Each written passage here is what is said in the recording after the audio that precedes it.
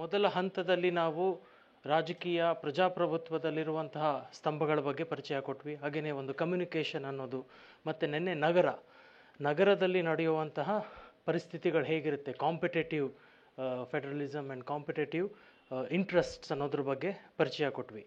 ಅದನ್ನು ಮುಂದುವರಿಸಿ ಇವತ್ತು ನಿಮ್ಮ ಜೊತೆ ಮುಂದಿನ 90 ನಿಮಿಷಗಳ ಕಾಲ ಪ್ರೊಫೆಸರ್ ಸಂದೀಪ್ ಶಾಸ್ತ್ರಿ ಅವರು ಅವರ ಅಗಾಧವಾದ ಅನುಭವಗಳನ್ನು ಮತ್ತು ಅವರ ರಿಸರ್ಚ್ ವಿಷಯಗಳನ್ನು ನಿಮ್ಮ ಮುಂದೆ ಚರ್ಚೆ ಮಾಡ್ತಾರೆ, ಹಾಗೆ ಸಂವಾದಕ್ಕೆ ತೊಡಗಿಸ್ತಾರೆ.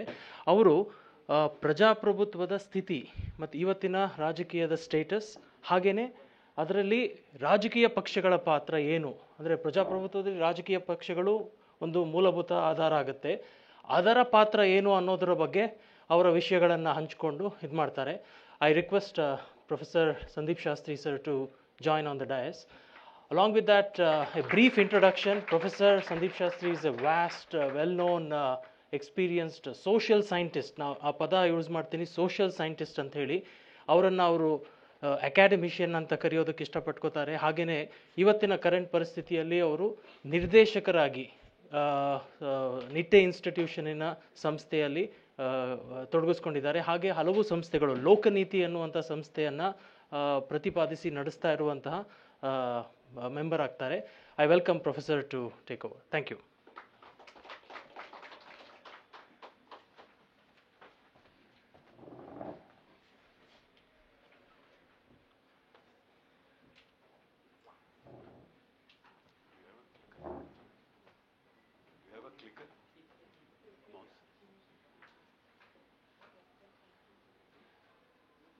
ಎಲ್ಲರಿಗೂ ನಮಸ್ಕಾರ. ಮೈಕ್ ಬೇಕಾ ಬೇಡವಾ ಅಂತ ನನಗೆ ಡೌಟ್ ಬರ್ತಾ ಇದೆ.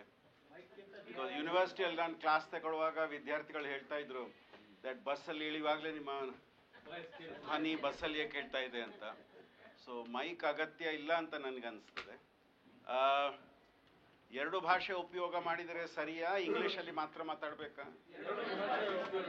ಎರಡು ಭಾಷೆ ಯಾವ್ದು ನಿಮ್ಗೆ ಅರ್ಥ ಆಗ್ತದೆ ನೀವು ಅದನ್ನು ಸ್ವೀಕರಿಸಿ. ಎರಡು ಭಾಷೆ ನನಗೆ ಮಾತಾಡ್ಲಿಕ್ಕೆ ಬರ್ತದೆ, ಅದು ಎರಡು ಭಾಷೆ ನಿಮಗೆ ಅರ್ಥ ಆಗ್ತದೆ ಅದು ಬೇರೆ ಪ್ರಶ್ನೆ. ಮಾತಾಡ್ಲಿಕ್ಕಂತೂ ನನಗೆ ಎರಡು ಭಾಷೆ ಬರ್ತದೆ. BPAP ಕೊಟ್ಟಿಗೆ ಸುಮಾರು ವರ್ಷ ಆಯ್ತು. ಇವತ್ತು ಈ ಕಾರ್ಯಕ್ರಮಗಳನ್ನು ನಾನು ಮಾಡ್ತಾ ಬಂದಿದ್ದೇನೆ. BPAC ಹುಟ್ಟಿದ ದಿನದಿಂದ ನಾವು ಅವರ ಜೊತೆಯಲ್ಲಿ ಈ ಕಾರ್ಯಕ್ರಮದಲ್ಲಿ ಭಾಗವಹಿಸ್ತಾ ಬರ್ತಾ ಇದ್ದೇವೆ. ಶರತ್ ಅವರು ಹೇಳಿದಾಗೆ ನಾನು ರಾಜ್ಯಶಾಸ್ತ್ರದ ಒಬ್ಬ ವಿದ್ಯಾರ್ಥಿ. ನನ್ನ ತಲೆಯನ್ನು ನೋಡಿ ಏನು ತಪ್ಪು ಅನ್ಸ್ಕೊಳ್ಬೇಡಿ, ಅಷ್ಟು ವಯಸ್ಸು ಆಗಲಿಲ್ಲ ನನಗೆ. 42 ವರ್ಷಗಳಾಯ್ತು ಈಗ ಈ ಸಂಶೋಧನೆ ಮತ್ತು ಪಾಠ ಮಾಡುವ ಒಂದು ವೃತ್ತಿಯಲ್ಲಿ ಸೇರಿ. 1982 ಆವಾಗ ನೀವು ಕೆಲವರು ಹುಟ್ಟಿರ್ಲಿಕ್ಕಿಲ್ಲ. 1982 ಅಲ್ಲಿ ನಾನು ಸಂಶೋಧನಾ ಅಧ್ಯಯನ ಲೆಕ್ಚರರ್ಶಿಪ್ ಪ್ರಾರಂಭ ಮಾಡಿದ್ದೆ. ಈ 42 ವರ್ಷಗಳಲ್ಲಿ 30,000ರಿಂದ ಜಾಸ್ತಿ ವಿದ್ಯಾರ್ಥಿನಿಯರು ನನಗೆ ಅವರ ಜೊತೆ ಓದುವ ಒಂದು ಅವಕಾಶ ಮಾಡಿಕೊಟ್ರು. ನಾನು ಯಾರಿಗೂ ಪಾಠ ಮಾಡಲಿಲ್ಲ, ಆ ಒಂದು ಭ್ರಮೆ ನನ್ನ ಮನಸ್ಸಲ್ಲಿಲ್ಲ. ಆದರೆ ಅವರಿಂದ ನಾನು ಸುಮಾರು ಕಲ್ತಿದ್ದೇನೆ, ಅವ್ರ ಜೊತೆ ಕ್ಲಾಸಲ್ಲಿ ನಾನು ಕಲ್ತಿದ್ದೇನೆ. ಆ 30,000ಕ್ಕೆ ನಾನು ಇವತ್ತು 40 ಇನ್ನೂ ಸೇರಿಸೋ ಒಂದು ನನ್ನ ಒಂದು ಕಲ್ಪನೆ ಇದೆ. ನೀವು ಎಲ್ಲರೂ ನನ್ನ ಒಂದು ಲರ್ನಿಂಗಲ್ಲಿ ಒಂದು ಕಾಂಟ್ರಿಬ್ಯೂಷನ್ ಮಾಡ್ತೀರಾ. ನನ್ನ ಮಗ ಹೇಳ್ತಾನೆ ನಿಮಗೆ ಇನ್ನೂ ಲರ್ನಿಂಗಿಗೆ ಯಾವತ್ತೂ ಇರಲಿಲ್ಲ, ಇವತ್ತು ಇಲ್ಲ ಅಂತ ಮಗ ನನಗೆ ಚೇಷ್ಟೆ ಮಾಡ್ತಾನೆ. ಆದರೆ ಅವನು ತಪ್ಪು ಅಂತ ನಾವು ಪ್ರೂವ್ ಮಾಡೋ ಇವತ್ತು. ನಾನಿದನ್ನು ಲೆಕ್ಚರ್ ಮೋಡಲ್ಲಿ ಮಾಡಲಿಕ್ಕಿಲ್ಲ. ಸಾರಿ, ನಂದದು ನಾನು ಆಫ್ ಮಾಡಿದೆ. ನಾನಿದನ್ನು ಡಿಸ್ಕಷನ್ ಮೋಡಲ್ಲಿ ಮಾಡ್ತೇನೆ. ಆ ಕಾರಣಕ್ಕೆ ನಾನು ಅಲ್ಲಿ ನಿಲ್ಲಿಲ್ಲ. I wanted to come up to your level, not go down to that level. That's, ma'am, whenever you say go up, it's actually going down. It's not going up. See. when you go down to the local level, you are actually going up to the people's level. ಒಪ್ತೀರಾ ಇಲ್ವಾ? Now, ಆ ಕಾರಣಕ್ಕೆ I came here because I want to be at your level and I don't want to hide myself behind that dais. As long as somebody can keep clicking whenever I want to, then I am okay standing here. Sir, ಯಾರಾದ್ರೆ ಇದೆಯಾ ಅಲ್ಲಿ? Okay, ಅದಲ್ಲ, ಅದು ಅದೇ ನೋಡ. ತಪ್ಪಾದ್ರೆ ಯಾರ ಕಾರಣ? ಇದು ರಾಜಕಾರಣಿಯರ ಮೊದಲನೇ ರೂಲ್. ನೀವು ಫಾಲೋ ಮಾಡಬೇಡಿ ಅದನ್ನು. ಆಯ್ತು, ಈಗ ಫಾಲೋ ಮಾಡಿ. ಓಕೆ, ನಾನು ಪ್ರಾರಂಭದಲ್ಲಿ 4 ಅಂಶಗಳ ಒಂದು ಚರ್ಚೆ ನಿಮ್ಮ ಜೊತೆ ಮಾಡ್ಲಿಕ್ಕೆ ಇಚ್ಛೆ ಪಡ್ತೇನೆ. ಅಂಡ್ 4 ವಿಷಯಗಳು ನಾನೇನು ಹೇಳಲಿಕ್ಕಿಲ್ಲ, ನೀವೇ ಹೇಳಬೇಕು. ಇಲ್ಲಿ ನನ್ನ ಪ್ರಯತ್ನ ಏನು? ಪ್ರಜಾಪ್ರಭುತ್ವವನ್ನು ಒಂದು ಪರ್ಟಿಕ್ಯುಲರ್ ಆಗಿ ಚಷ್ಮೆಯಿಂದ ನೋಡುದು. ಆ ಚಷ್ಮೆ ಯಾವುದು? ರಾಜಕೀಯ ಪಕ್ಷಗಳು. ರಾಜಕೀಯ ಪಕ್ಷಗಳ ದೃಷ್ಟಿಕೋನದಿಂದ ಪ್ರಜಾಪ್ರಭುತ್ವ ಹೇಗೆ ಕಾಣ್ತದೆ? ಆ ಕಾರಣಕ್ಕೆ 4 ವಿಷಯಗಳನ್ನು ನಾನಿಲ್ಲಿ ಸೇರಿಸಿದ್ದೇನೆ. ಅಂಡ್ ಒಂದೊಂದು ನಾನು ಈ 4 ವಿಷಯಗಳನ್ನು ಚರ್ಚೆ ಮಾಡ್ತೇನೆ. ಪ್ರಜಾಪ್ರಭುತ್ವದ ಒಂದು ಕಲ್ಪನೆ, ದ ಐಡಿಯಾ ಆಫ್ ಡೆಮಾಕ್ರಸಿ, ಆ ಪ್ರಶ್ನೆ. ರಾಜಕೀಯ ಪಕ್ಷಗಳನ್ನು ನೀವು ನೋಡುವಾಗ ಆ ಕಲ್ಪನೆ ಏನು? ಎರಡನೇದು, ವಾಟ್ ಐ ಕಾಲ್ ಪ್ರಜಾಪ್ರಭುತ್ವದ ಒಂದು ನಕ್ಷೆ. ಅದನ್ನು ನಕ್ಷೆ ಹೇಳಿ ಅಥವಾ ವಿನ್ಯಾಸ ಹೇಳಿ. ರಾಜಕೀಯದಲ್ಲಿ ನೀವೆಲ್ಲರೂ ಪ್ರವೇಶ ಮಾಡುವುದು ಅಂತ ಒಂದು ಉದ್ದೇಶ ನಿಮ್ಮ ಮನಸ್ಸಲ್ಲಿ ಇಟ್ಟಿದ್ದೀರಾ. ಅದರ ನಕ್ಷೆ ಏನು? ನೀವು ಮನೆ ಕಟ್ಟಲಿಕ್ಕೆ ಹೊರಟಿದ್ದೀರಾ. ಆರ್ಕಿಟೆಕ್ಟ್ ನಿಮ್ಗೆ ಮೊದಲನೇ ಪ್ರಶ್ನೆ ಕೇಳುವುದು ಏನು? 1 ಮಾಳಿಗೆ ಬೇಕಾ, 2 ಮಾಳಿಗೆ ಬೇಕಾ, ಜಮೀನು ಇಷ್ಟಿದೆ ನಿಮಗೆ ಕಟ್ಟಲಿಕ್ಕೆ? ಆ ಎಲ್ಲ ಪ್ರಶ್ನೆಗಳು ಕೇಳ್ತಾನೆ. ಸೊ ಇಲ್ಲಿ ನಿಮ್ಮ ಜಮೀನು ಪ್ರಜಾಪ್ರಭುತ್ವ. ನಕ್ಷೆ ಏನಿದು? ರಾಜಕೀಯ ಪಕ್ಷ.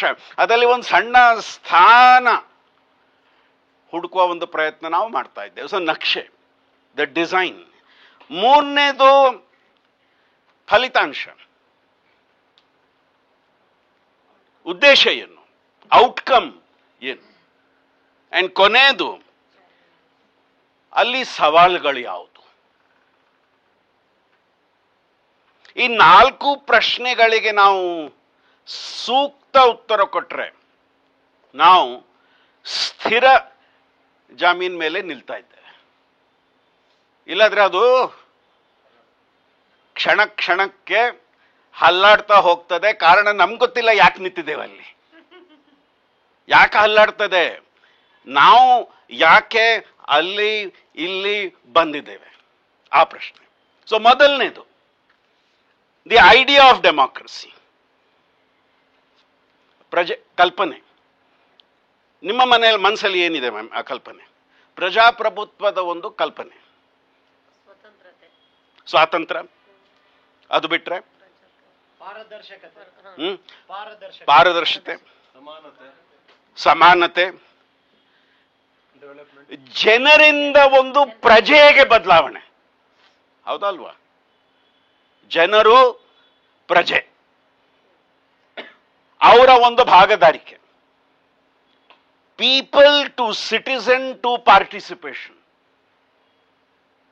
Is that not the idea of democracy? ನಾನು ಇಲ್ಲಿ ಏನ್ ಮಾಡ್ತಾ ಇದ್ದೇನೆ? From people to participants to active participant. ಇಲ್ಲಿ 2 ತರದ ಪಾರ್ಟಿಸಿಪೆಂಟ್ಸ್ ಇರಬಹುದು. ಚೆನ್ನಾಗಿ ಕೇಳ್ತಾರೆ, ಹೇಳಿದಾನೆ ಎಲ್ಲ ವಿಷಯಕ್ಕೆ ತಲೆ ಹಲ್ಲಾಡಿಸ್ತಾರೆ. ಅದು ಒಳಗೆ ಹೋಗ್ತಾ ಇದೆಯಾ ಇಲ್ವಾ ಬೇರೆ ಪ್ರಶ್ನೆ. ಅದು ಅಡ್ವರ್ಟೈಸ್ಮೆಂಟ್ ನೋಡಿರ್ಬೋದಲ್ಲ, ಮಗ ಕಿವಿ ಮೇಲೆ ಇಯರ್ ಇದೆ, ಅದು ಇದೆ.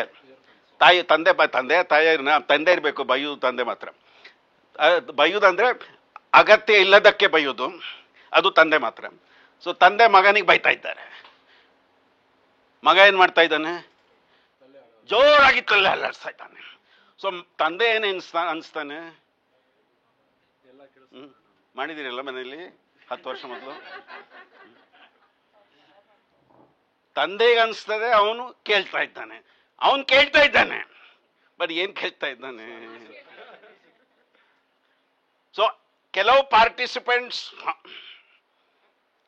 ಅದು ಯಾಕೆ 1 ಗಂಟೆ ಮುಗಿಬೇಕು, ಇನ್ನು ಕೆಲವು ಪಾರ್ಟಿಸಿಪೆಂಟ್ಸ್ ಇಲ್ಲಿ ನಾನು ಹೇಳಿದ್ದೇನೆ, ಈಗಲೇ ವಾರ್ನಿಂಗ್ ಕೊಟ್ಟಾಗಿದೆ. ಏನದು? ನಾನು ಮುಂದೆ ಕೆಳಗೆ ಹೋಗ್ತಾ ಇರ್ತೇನೆ. ವಿದ್ಯಾರ್ಥಿಗಳು ಏನ್ ಮಾಡ್ತಾರೆ ಕ್ಲಾಸಲ್ಲಿ, ನಾನು ಇದು ಶುರು ಮಾಡಿದ್ರೆ ಆ ಕ್ಷಣ ತನಕ ನನ್ನನ್ನು ನೋಡ್ತಾ ಇದ್ರು. ನಾನು ಹೋಗ್ಲಿಕ್ಕೆ ಶುರು ಮಾಡಿದೆ, ಅವರೆಲ್ಲ ಇಲ್ಲಿ ಅಲ್ಲಿ ನೋಡ್ತಾ ಇದ್ದಾರೆ. ಕಾರಣ ನನ್ನನ್ನು ನೋಡಬಾರ್ದು. ಅವರು ನನ್ನನ್ನು ನೋಡಿ ಏನಾಗ್ಬೋದು, ನನಗೆ ಪ್ರಶ್ನೆ ಕೇಳಿಬಿಡ್ತಾರೆ. ಅದಕ್ಕೆ ನಾನು ಇಲ್ಲಿ ಅಲ್ಲಿ ನೋಡ್ತಾನೆ. ನಾನು ಅವ್ರ ಹತ್ರವೇ ಹೋಗೋದು. ಇದರ ಕನೆಕ್ಷನ್ ಏನಿದೆ? Idea of democracy.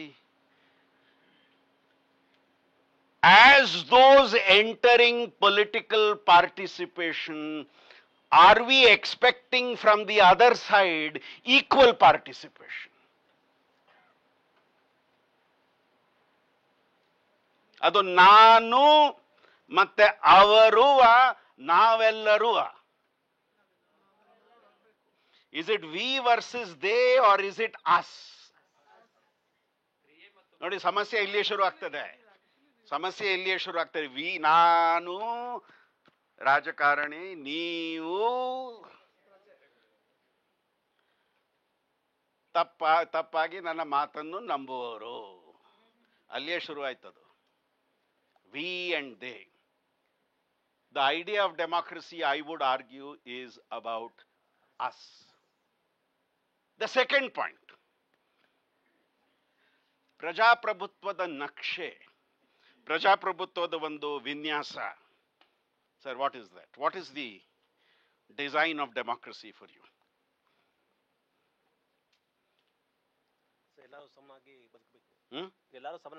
ಎಲ್ಲರೂ ಸಮಾನವಾಗಿ ಬದುಕಬೇಕು. ಸರ್, ನಿಮ್ಮ ಅಭಿಪ್ರಾಯದಲ್ಲಿ? ನಾನು ಒಂದು ಹಿಂಟ್ ಕೊಡ್ತೇನೆ. ಎಲ್ಲರೂ ಅದರ ಬಗ್ಗೆ ಇವತ್ತು ಚರ್ಚೆ ಮಾಡ್ತಾ ಇದ್ದಾರೆ. ಅದಕ್ಕೆ ಗೌರವ ಕೊಡ್ತಾ ಇದ್ದಾರಾ? ಬೇರೆ ಪ್ರಶ್ನೆ.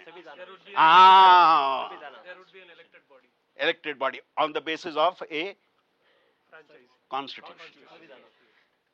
For me the ideal design is the constitution, ಸಂವಿಧಾನ. ಆ ನಕ್ಷೆ ನಮ್ಮ ಸಂವಿಧಾನ. ಸರಿಯಾ ತಪ್ಪ, ಮೇಲೆ ಆ ಕೋಣೆ ಇರಬೇಕಿತ್ತು, ಕೆಳಗೆ ಈ ಕೋಣೆ ಇರಬೇಕು, ಅದು matter of detail. But there is a design.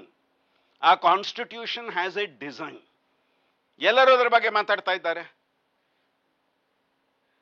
ಯಾವ ಕಾಂಗ್ರೆಸ್ ಪಕ್ಷ ಮಾತಾಡ್ಲಿಕ್ಕೆ ಶುರು ಮಾಡಿದ್ರು, ಬಿಜೆಪಿ ಅವರು ಏನ್ ಮಾಡಿದ್ರು? ನಾವು ಮಾತಾಡೋದ್ರ ಬಗ್ಗೆ.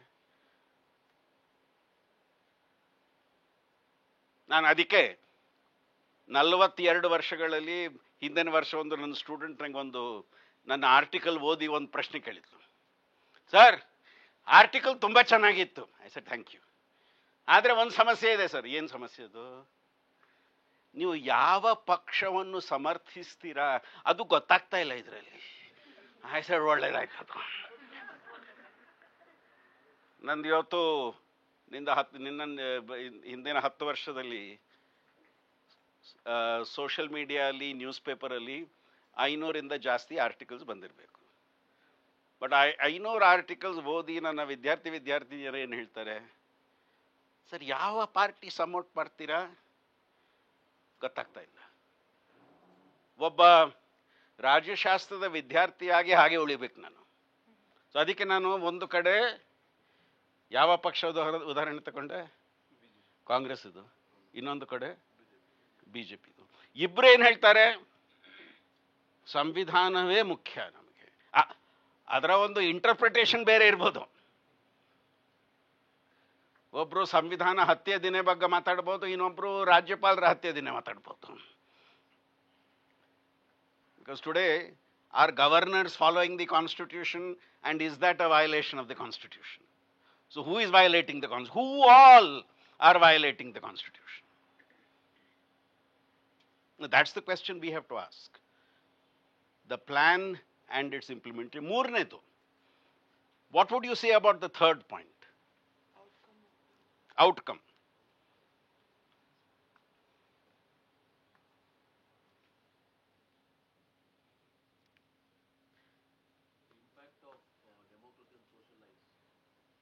Very true. 224ನ ಚುನಾವಣೆಯ ಫಲಿತಾಂಶ ಬರ್ತಾ ಬರ್ತಾ ಟಿ ವಿ ಸ್ಟುಡಿಯೋ ಅಲ್ಲಿ ಆಂಕರ್ ನನಗೊಂದು ಪ್ರಶ್ನೆ ಕೇಳಿದರು. ಶಾಸ್ತ್ರಿಗಳೇ ನೀವೇ ಹೇಳಿ, in English, it was an English channel, so he asked me in English, doctor Shastri, who is the hero of this election? ಅನ್ನೋದು ಈ ಟಿ ವಿಯಲ್ಲಿ 20 ಸೆಕೆಂಡ್ ಸಿಗ್ತದೆ ಉತ್ತರ ಕೊಡಲಿಕ್ಕೆ. ಏನು ಹೇಳಿದೆ ನಾನು? I said the voter of India is the hero of this election. Wrong answer. Because he wanted some other answer. He wanted, ಅವರ ಮನಸ್ಸಲ್ಲಿ ಬೇರೆ ಏನಾಯಿತು, ಬಟ್ ನನ್ನ ಮನಸ್ಸಲ್ಲಿ ಕರೆಕ್ಟ್ ಆನ್ಸರ್ ಕೊಟ್ಟು ನಾನು. Outcome of democracy. ಈ ಚುನಾವಣೆಯಲ್ಲಿ ಯಾರು ಸೋತ್ರು ಯಾರು ಗೆದ್ದರು ನನಗೆ ಇವತ್ತು ಗೊತ್ತಿಲ್ಲ. That's the beauty of democracy.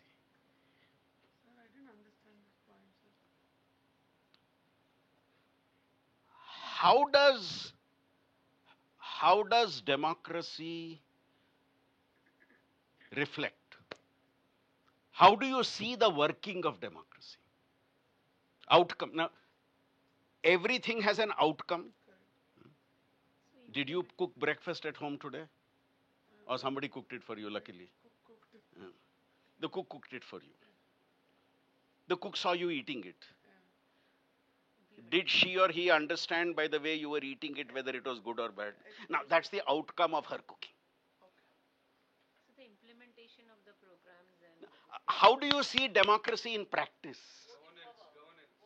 See, ಫಲಿತಾಂಶ ಏನು, ಏನಾಗ್ತಾ, what is happening on the ground? the implementation of the I'll give you another example. This is my problem as a teacher. ಉದಾಹರಣೆ ಕಟ್ತಾ ಹೋಗ್ತೇನೆ ನಾನು. ನಾನು ಲ್ಯಾಪ್ಟಾಪಲ್ಲಿ 6000 ಉದಾಹರಣೆ ಬರೆದೇನೆ. 40 ವರ್ಷದ ಅನುಭವದಿಂದ 6000 ಉದಾಹರಣೆಗಳಿದೆ. ಅದನ್ನು ಬೆಳಗ್ಗೆ ಒಂದೊಂದು ಓದ್ತಾ ಇರ್ತೇನೆ, ಅದನ್ನು ಯೂಸ್ ಮಾಡ್ಬೋದಾ ಮಾಡಬಾರ್ದಾ ಅಂತ. ಈ ಘಟನೆ 10 ವರ್ಷ ಹಿಂದೆ ಆಯಿತು. ನಾನು ಮೇಷ್ಟ್ರುಗಳ ಮಧ್ಯೆ ವರ್ಕ್ಶಾಪ್ ತಗೊಳ್ತಾ ಇದ್ದೆ. ಹೇಗೆ ಬೇರೆಯವರು ಮಾಡಿದ ಹಾಗೆ ಮಾಡ್ಲಿಕ್ಕೆ ಹೋಗಬೇಡಿ, ಒಂದು ಹೊಸ ಮಾರ್ಗವನ್ನು ಹುಡುಕಿ ಅಂತ ಹೇಳ್ತಾರೆ. ಅದು ನಾನು ನಿಮಗೂ ಹೇಳ್ತೇನೆ. ನಾನು ಆವಾಗ ಒಬ್ಬ ಯಂಗ್ ಫ್ಯಾಕಲ್ಟಿ ಎದ್ದು ಹೇಳಿದ, ಸರ್ ನೀವು ಹೇಳೋದು 100ಕ್ಕೆ 100 ಸತ್ಯ. ಸರ್ ಯಾಕಪ್ಪ, ಬಾ ಕತೆ ಹೇಳು ನಿಂದು. 27-year-old Young teacher. ಪ್ರತಿದಿನ ಏನು ಪ್ರಯತ್ನ ಮಾಡ್ತಿದ್ದವ, ಏನಾದರೆ ಹೊಸತ್ತನ್ನು ಮಾಡಬೇಕು ನಾನು, ಹೊಸತ್ತು. 2 ವರ್ಷದ ನಂತರ ಏನಾಯಿತು, ವಿದ್ಯಾರ್ಥಿಗಳು ಅವನಿಗೆ ಒಂದು ಹೆಸರು ಕೊಟ್ಟರು, ಮಿಸ್ಟರ್ ಇನೋವೇಷನ್. ಆ್ಯಂಡ್ ದಿನನಿತ್ಯ ಅವ್ರು ಬರುವಾಗ ಎಲ್ಲರ ಮುಖದ ಮೇಲೆ ನೆಗೆ ಇತ್ತು. ಇವತ್ತೇನು ಮಾಡ್ತೀಯ ನೀನು? ಇವನಿಗೆ ಸಿಟ್ಟು ಬಂತು ಸ್ವಲ್ಪ. ನಾನಿಷ್ಟು ಪ್ರಯತ್ನ ಮಾಡ್ತಾ ಇದ್ದಾನೆ, ಇವರು ಬಂದು ನಾಳೆ ನಿಮಗೂ ಆಗ್ಬೋದು, ಓ ಬಿಪ್ಯಾಕ್ ಅವರಾ, ಬನ್ನಿ ಬನ್ನಿ ಬನ್ನಿ ಬನ್ನಿ ಬನ್ನಿ, ಏನು ಮಾಡ್ತೀರಾ ನೋಡುವ, ಹೊಸತ್ತಲ್ಲ, ಬನ್ನಿ ಬನ್ನಿ. ಸೊ ಇವನಿಗೆ ಸಾಧು ಅನುಭವ ಆಯಿತು. ಮೇಷ್ಟ್ರುಗಳ ಹತ್ರ ಹೋದರೆ, ಕೊಲೀಗ್ಸ್ ಅವ್ರ ಹತ್ರ ಹೋದರೆ, ಏನು ಹೊಸತ್ತು ಮಾಡ್ತಾ ಇದೆಯಾ, ಇಷ್ಟು ವರ್ಷ ಅನುಭವ? 1 ವರ್ಷ ಅಲ್ಲ, ಟ್ರೈನಿಂಗ್ ಆದಮೇಲೆ 1 ವರ್ಷ ಅಲ್ಲ, ನಂದು ಇಷ್ಟು ಅನುಭವ 15 ವರ್ಷ. ಸೊ ನನಗೆ ಗೊತ್ತಿದೆ ಏನು ಇನೋವೇಷನ್ ಅಂದರೆ. ಸ್ಥಾಪಿತ ರಾಜಕಾರಣಿಯರು ಅದು ನಿಮ್ಗೆ ಹೇಳ್ತಾರೆ.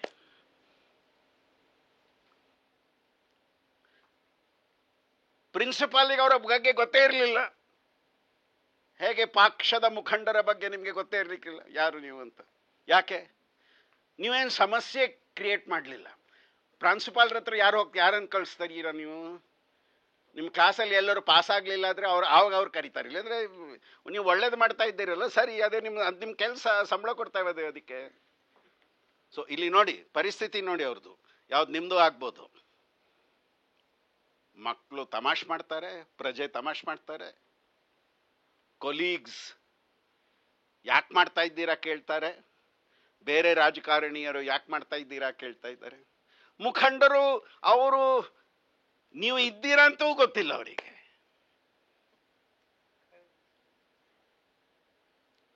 ಸೊ ಈ ಹುಡುಗ ಒಂದಿನ ತೀರ್ಮಾನ ಮಾಡಿದ, ಇನ್ನು ಮುಂದೆ ಇದೆಲ್ಲ ಇನೋವೇಷನ್ ಬಂದ್. ನಾಳೆ ನಾನು ಮಿಸ್ಟರ್ ನಾರ್ಮಲ್ ಆಗ್ತೇನೆ. ಮಿಸ್ಟರ್ ನಾರ್ಮಲ್ ಅಂದ್ರೆ ಬೇರೆ ಅವರ ಹಾಗೆ. ಬೆಳಗ್ಗೆ ತಿಂಡಿ ಮಾಡ್ಲಿಕ್ಕೆ ಕೂತ್ಕೊಂಡ. ಮದುವೆ ಆಗಿರ್ಲಿಲ್ಲ, ಅದಕ್ಕೆ ಬಹುಶಃ ಇಷ್ಟು ಇನೋವೇಷನ್ ಮಾಡ್ತಾ ಇದ್ದ. ತಾಯಿ ಕೇಳಿದ್ಲು, ಏನಪ್ಪ ನಿನ್ನ ಮುಖದ ಮೇಲೆ ಅದು ದಿನನಿತ್ಯದ ನೆಗೆ ಕಾಣ್ತಾ ಇಲ್ಲ ನನಗೆ. ಇಲ್ಲಮ್ಮ, ಇವತ್ತಿಂದ ನಾನು ಮಿಸ್ಟರ್ ನಾರ್ಮಲ್. ತಾಯಿ ಕೇಳಿದ್ಲು, ಏನಾಯ್ತು ಎಲ್ಲ ಹೇಳಿದ ತಾಯಿಗೆ. ತಾಯಿ ಹೇಳಿದ್ಲು, ಒಳ್ಳೇದಪ್ಪ, ನಿನ್ನ ತಂದೆಗಿದು ಕಲೀಲಿಕ್ಕೆ 30 ವರ್ಷ ಆಯ್ತು, ನೀನು ತುಂಬ ಬೇಗ ಕಲ್ತು ಬಿಟ್ಟಿದ್ಯಾ, ಒಳ್ಳೇದು, ಬೇಗ ತಿಂಡಿ ಮಾಡು. ತಿಂಡಿ ಮಾಡಿದ. ತಿಂಡಿ ಮಾಡಿದ ಮೇಲೆ ತಾಯಿ ಒಂದು ಪ್ರಶ್ನೆ ಕೇಳಿದ್ಲು, ನೋಡಪ್ಪ 25 ವರ್ಷದಿಂದ 2 ವರ್ಷ ವಯಸ್ಸಿರುವಾಗ ನೀನು ಟೇಬಲಲ್ಲಿ ಬಂದು ಕೂತ್ಕೊಂಡಿದ್ದೀಯ. ಆ 25 ವರ್ಷ ನಾನು ನಿನಗೆ ದಿನನಿತ್ಯ ತಿಂಡಿ ಮಾಡ್ತಾ ಇದ್ದೇನೆ, ಹೌದಮ್ಮ. ಒಂದು ದಿನ ಹೇಳಿದ್ಯಾ ಚೆನ್ನಾಗಿದೆ ಅಂತ? ಒಂದು ದಿನ ಹೇಳಿದ್ಯಾ ಚೆನ್ನಾಗಿದೆ ಅಂತ? ಇಲ್ಲ. ಬಟ್ ನಿಮ್ಗೆ ನನ್ಗೆ ಗೊತ್ತಿದೆ ನಿನಗೆ ಚೆನ್ನಾಗಾಯಿತು. ನೀನು ಯಾವ ಸ್ಪೀಡಲ್ಲಿ ಊಟ ಮಾಡ್ತಿದ್ಯಾ ಆ್ಯಂಡ್ ಯಾವ ಸ್ಪೀಡಲ್ಲಿ 2ನೇ ಹೆಲ್ಪಿಂಗ್ ತಗೊಳ್ತಿದ್ಯಾ ಗೊತ್ತಾಯ್ತು ನನಗೆ. ನಿನ್ನ ತಾಯಿ ಮಗನ ಹತ್ರ ಹೇಳ್ತಾನೆ, ಬೇರೆಯವ್ರಿಗೋಸ್ಕರ ಏನು ಮಾಡ್ತಾ ಇದೀಯಾ ಮಾಡಬೇಡ, ನಿನಗೆ ಅದು ಇಷ್ಟ ಆಗ್ತದೆ ಆ ಕಾರಣಕ್ಕೆ ಮಾಡು. ಯಾವಾಗವರೆಗೆ ನೀವು ಬೇರೆಯವರಿಗೆ ಮಾಡ್ತೀರಾ ಆಗ್ಲಿಕ್ಕಿಲ್ಲ ಅದು. ಸೊ ದೊಡ್ಡ ಕತೆಗೆ ಸಣ್ಣ ಕನ್ಕ್ಲೂಷನ್, ಔಟ್ಕಮ್. ಸಂಜೆ ಹೊತ್ತಿಗೆ ನೀವು ಕೆಲಸ ಮಾಡಿದ ನಂತರ ಕೂತ್ಕೊಳ್ಳುವಾಗ ಆ ಸಮಾಧಾನ ನಿಮ್ಮ ಮನಸ್ಸಲ್ಲಿ ಇದೆಯಾ? ಆ ಪ್ರಶ್ನೆ. ಬೇರೆಯವರು ಏನೇ ಹೇಳಿ, ಆ ಸಮಾಧಾನ ನಿಮ್ಮ ಮನಸ್ಸಲ್ಲಿ ಇದೆಯಾ? ಇವತ್ತು ಸಂಜೆ ಮಲಗುವಾಗ ನನಗೆ ಆ ಸಮಾಧಾನ ಇರ್ತದ? 90 ನಿಮಿಷ ನಾನು ಚೆನ್ನಾಗಿ ಕಳ್ತೆ ಇವತ್ತು. ಔಟ್ಕಮ್. ಆ್ಯಂಡ್ ನಾನು ಹೇಳಿಲ್ಲ, 2024 ಚುನಾವಣೆ ಒಂದು ಉದಾಹರಣೆ ನನಗೆ ಔಟ್ಕಮ್ ಇದು. ಇಷ್ಟೇ ದೊಡ್ಡ ಪಕ್ಷ ಇರಲಿ, ಇಷ್ಟೇ ಸಣ್ಣ ಪಕ್ಷ ಇರಲಿ, ಇಷ್ಟೇ ದೊಡ್ಡ ನಾಯಕರಿರಲಿ, ಇಷ್ಟೇ ಸಣ್ಣ ನಾಯಕರಿರಲಿ, ಆ 2024 ಫಲಿತಾಂಶದಲ್ಲಿ ಎಲ್ಲರಿಗೂ ಒಂದು ಪಾಠ ಇದೆ. ಎಲ್ಲರಿಗೂ ಪಾಠ ಇದೆ. ಅದು ಪಾಠ ಕಲಿತಾರಾ ಇಲ್ವಾ ಬೇರೆ ಪ್ರಶ್ನೆ. ಹೇಳುವುದ್ರಲ್ಲಿ ಪಾಠ ಕಲಿತಾರ ಅಂತ ಗೊತ್ತಾಗೋದಿಲ್ಲ. ಅವರ ಮನಸ್ಸಲ್ಲಿ ನಾವು ನೋಡಿದ್ರೆ ಗೊತ್ತಾಗ್ತದೆ ಪಾಠ ಅವರು ಆ ಪಾಠವನ್ನು ಕಲ್ತಿದಾರ ಇಲ್ವಾ. ಸೊ ಅದು ಔಟ್ಕಮ್. ಅಂಡ್ ಲಾಸ್ಟ್ ಒನ್, ಕೊನೆ ಪಾಯಿಂಟ್, ಚಾಲೆಂಜಸ್ ಆಫ್ ಡೆಮಾಕ್ರಸಿ. ಈ ಚಾಲೆಂಜಸ್ ನಾವು ಹೇಳುವಾಗ ಏನು? ಪ್ರಜಾಪ್ರಭುತ್ವದ ಸವಾಲುಗಳು. ಯಾರು ಎಸ್ ಸಾರಿ, ಇನ್ಇಕ್ವಾಲಿಟಿ ಒಂದು ಸವಾಲು. ನೆನಪಿಡಿ, 1948ರಲ್ಲಿ ಸಂವಿಧಾನ ಸಭೆಯಲ್ಲಿ ಕೊನೆ ಒಂದು ಮಾತು ಹೇಳುವಾಗ ಅಂಬೇಡ್ಕರ್ ಅವರು ಒಂದು ಮಾತು ಹೇಳಿದರು, ನಾವು ರಾಜಕೀಯ ರಂಗದಲ್ಲಿ ಸಮಾನತೆ ತರ್ತಾ ಇದ್ದೇವೆ, ಆದರೆ ಸಾಮಾಜಿಕ ಮತ್ತು ಆರ್ಥಿಕ ರಂಗದಲ್ಲಿ ಅಸಮಾನತೆ ಇನ್ನೂ ಉಳಿತದೆ.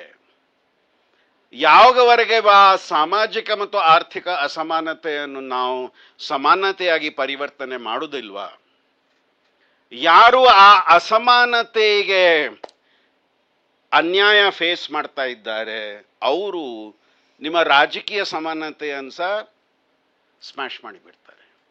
They will, he's used 3 words, blow up the structure of political democracy ಅಂತ. So our challenge of democracy. ಎಲ್ಲರೂ ಹೇಳ್ಬೋದು ಬಡತನ ರೇಖೆ ಕಮ್ಮಿ ಆಗಿದೆ, ಬಡವರ ಸಂಖ್ಯೆ ಕಮ್ಮಿ ಆಗಿದೆ. ಆದರೆ ಬಡವರು ಮತ್ತು ಶ್ರೀಮಂತರ ಮಧ್ಯೆ ವ್ಯತ್ಯಾಸ ಜಾಸ್ತಿ ಆಗಿದೆಯಾ? ಆ ಪ್ರಶ್ನೆ. ಲಾಸ್ಟ್ ಇಯರ್ ಒಂದು ವರ್ಕ್ಶಾಪಲ್ಲಿ ಒಬ್ಬ ಬಿಸ್ನೆಸ್ ಮೆನ್, ನಿಮ್ಮಲ್ಲಿ ಇರ್ಬೋದು, ಕ್ಷಮಿಸಿ ಈ ಮಾತು ಹೇಳಲಿಕ್ಕೆ, ಒಂದು ಬಿಸ್ನೆಸ್ ಮೆನ್ ಹೇಳ್ತಾ ಇದ್ರು, ಈ ಆರ್ಥಿಕ ಸುಧಾರಣೆ ನಮಗೆ ಇನ್ನೂ ಬೇಕು, ಬಡವರೇ ಸ್ವಲ್ಪ ಸಮಯ ನಿಮ್ಮ ಬೆಲ್ಟ್ ಅನ್ನು ಟೈಟ್ ಮಾಡಿ, ಮತ್ತೆ ಒಳ್ಳೆ ದಿನ ಬರ್ತದೆ. ಆಗ ಒಬ್ಬ ಬಡವ ನಿತ್ತೇನು ಹೇಳಿದ, ಆಯ್ತು ಸರ್, ಮೊದಲು ನೀವು ಪ್ಯಾಂಟ್ ಕೊಡಿ ಅಲ್ಲ ಬೆಲ್ಟ್ ಹಾಕ್ಲಿಕ್ಕೆ. ಪ್ಯಾಂಟೇ ಇಲ್ಲ ಇಲ್ಲಿ, ಬೆಲ್ಟ್ ಯಾವ್ದ್ರ ಮೇಲೆ ಹಾಕುದು ನಾನು? ಆಯ್ತು, ಪ್ಯಾಂಟ್ ಟೈಟ್ ಮಾಡ್ತೇನೆ ನಾನು. ಬಟ್ ಪ್ಯಾಂಟ್ ಟೈಟ್ ಮಾಡ್ಲಿಕ್ಕೆ ಏನ್ ಬೇಕು ಸರ್ ಮೊದಲು? ಸಾರಿ, ಬೆಲ್ಟ್ ಟೈಟ್ ಮಾಡ್ಲಿಕ್ಕೆ ಏನ್ ಬೇಕು ಮೊದಲು? That's the question. ಅದು ಪ್ರಶ್ನೆ.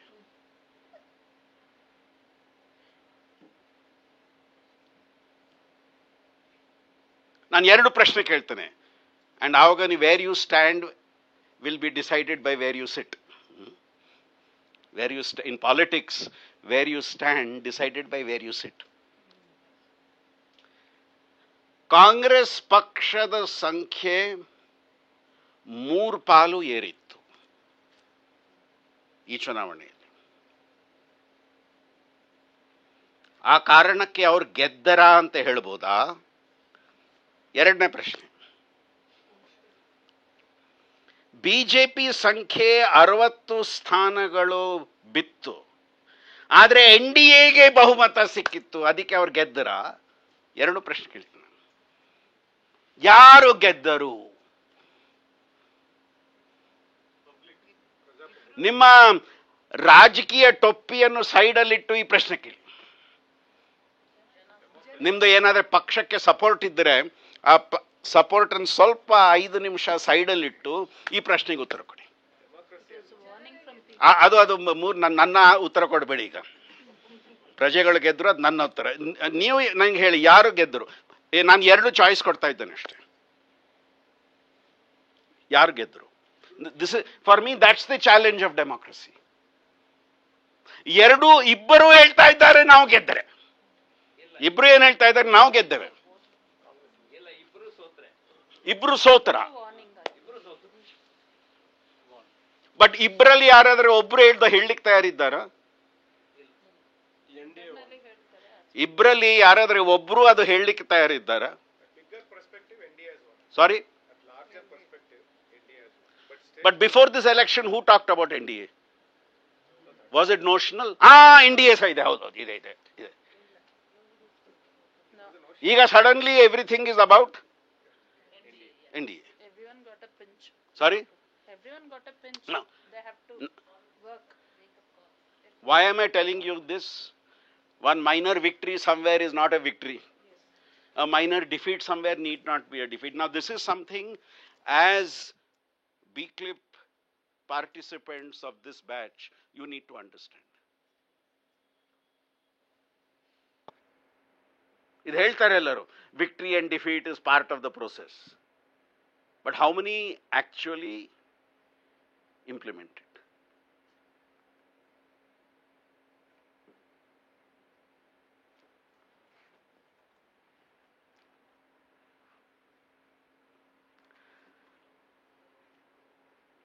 ಪ್ರಜಾಪ್ರಭುತ್ವ ಪಕ್ಷಗಳಿಗೆ ಬರುವ ಮೊದಲು ಇನ್ನೊಂದು ಪ್ರಶ್ನೆ, ಪ್ರಜಾಪ್ರಭುತ್ವದ ಒಂದು ಸಂದರ್ಭ, ಅಂಡ್ ನಾನು ಏಷ್ಯಾ ಕಾಂಟೆಕ್ಸ್ಟ್ ಅಲ್ಲಿ ಹೇಳ್ತಾ ಇದ್ದೇನೆ.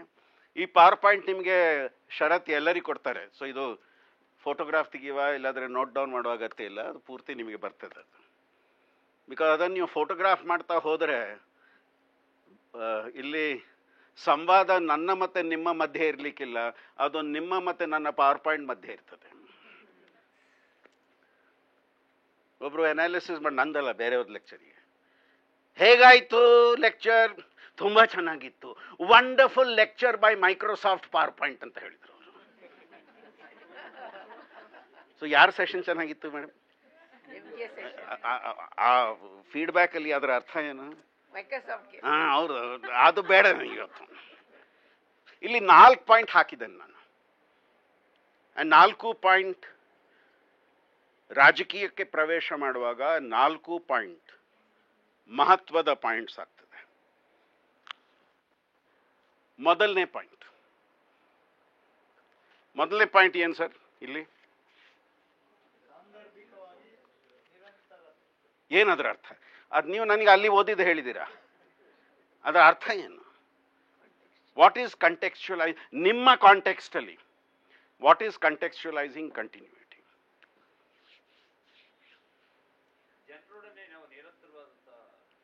ನೀವು ರಾಜಕೀಯಕ್ಕೆ ಪ್ರವೇಶ ಮಾಡ್ತಾ ಇದ್ದೀರಾ, ನೀವು ರಾಜಕೀಯಲ್ಲಿ ಕಾಲಿಡ್ತಾ ಇದ್ದೀರಾ ಅಥವಾ ಈಗಲೇ ಕಾಲಿಟ್ಟಿದ್ದೀರಾ? ಆ ರಾಜಕೀಯ ಏನು ಅಂತ ಮೊದಲು ಅರ್ಥ ಮಾಡ್ಕೊಡಿ. First continuity. ನೀವು ಒಂದು ಹೊಸ ರಾಜಕೀಯ ಮಾಡ್ತಾ ಇಲ್ಲ, ನೀವು ಹೊಸ ಪ್ರಯತ್ನ ಮಾಡ್ತಾ ಇರ್ಬೋದು, ಬಟ್ ಆ ಹೊಸ ಪ್ರಯತ್ನ ಇಲ್ಲಿ ಮಾಡ್ತಾ ಇದ್ದೀರಾ, ಮೊದಲು ಇದ್ದ ರಾಜಕೀಯದಲ್ಲಿ ಮಾಡ್ತಾ ಇದ್ದೀರಾ. ಒಂದು ಪಕ್ಷ ಬಂದಿತ್ತು ಒಂದು ಸಂದರ್ಭದಲ್ಲಿ, ಹೆಸರು ತಗೊಳ್ಳಿಕ್ಕಿಲ್ಲ ನಾನು. ಏನ್ ಹೇಳಿದ್ರು ಅವರು? We will be a alternative to politics. ಏನ್ ನಾವು ರಾಜಕೀಯಕ್ಕೆ ಒಂದು ಪರ್ಯಾಯ ತರ್ತೇವೆ. ಏನಾಯ್ತು? They became an alternative in politics. ರಾಜಕೀಯದಲ್ಲಿಯೇ ಒಂದು ಪರ್ಯಾಯ ಆದ್ರು, ಬೇರೆಯವ್ರ ಹಾಗೆ. ಯಾಕೆ? ಆ ಪಕ್ಷದ ನಾಯಕರ ಹತ್ರ ಕೇಳಿದ್ರೆ, we focused on continuity and forgot about change. ಬದಲಾವಣೆಯನ್ನು ಮರ್ತೇವೆ ನಾವು. ಯಾವುದಕ್ಕೆ ಜಾಸ್ತಿ ಮಹತ್ವ ಕೊಟ್ಟೇವೆ ನಾವು? ಇದ್ದ ವಾತಾವರಣಕ್ಕೆ. ಬದಲಾವಣೆ ಯಾವ ವಾತಾವರಣದಲ್ಲಿ ಮಾಡ್ಲಿಕ್ಕೆ ಹೊರಟಿದ್ದೀರಾ? ಆ ಪ್ರಶ್ನೆ. ಆ ವಾತಾವರಣ ಏನು? ಬಿಕಾಸ್ ವಾತಾವರಣ ನೀವು ಅರ್ಥ ಮಾಡಿಕೊಂಡರೆ ಸಮಸ್ಯೆ ಏನು ಅಂತ ಆವಾಗ ಗೊತ್ತಾಗ್ತದೆ.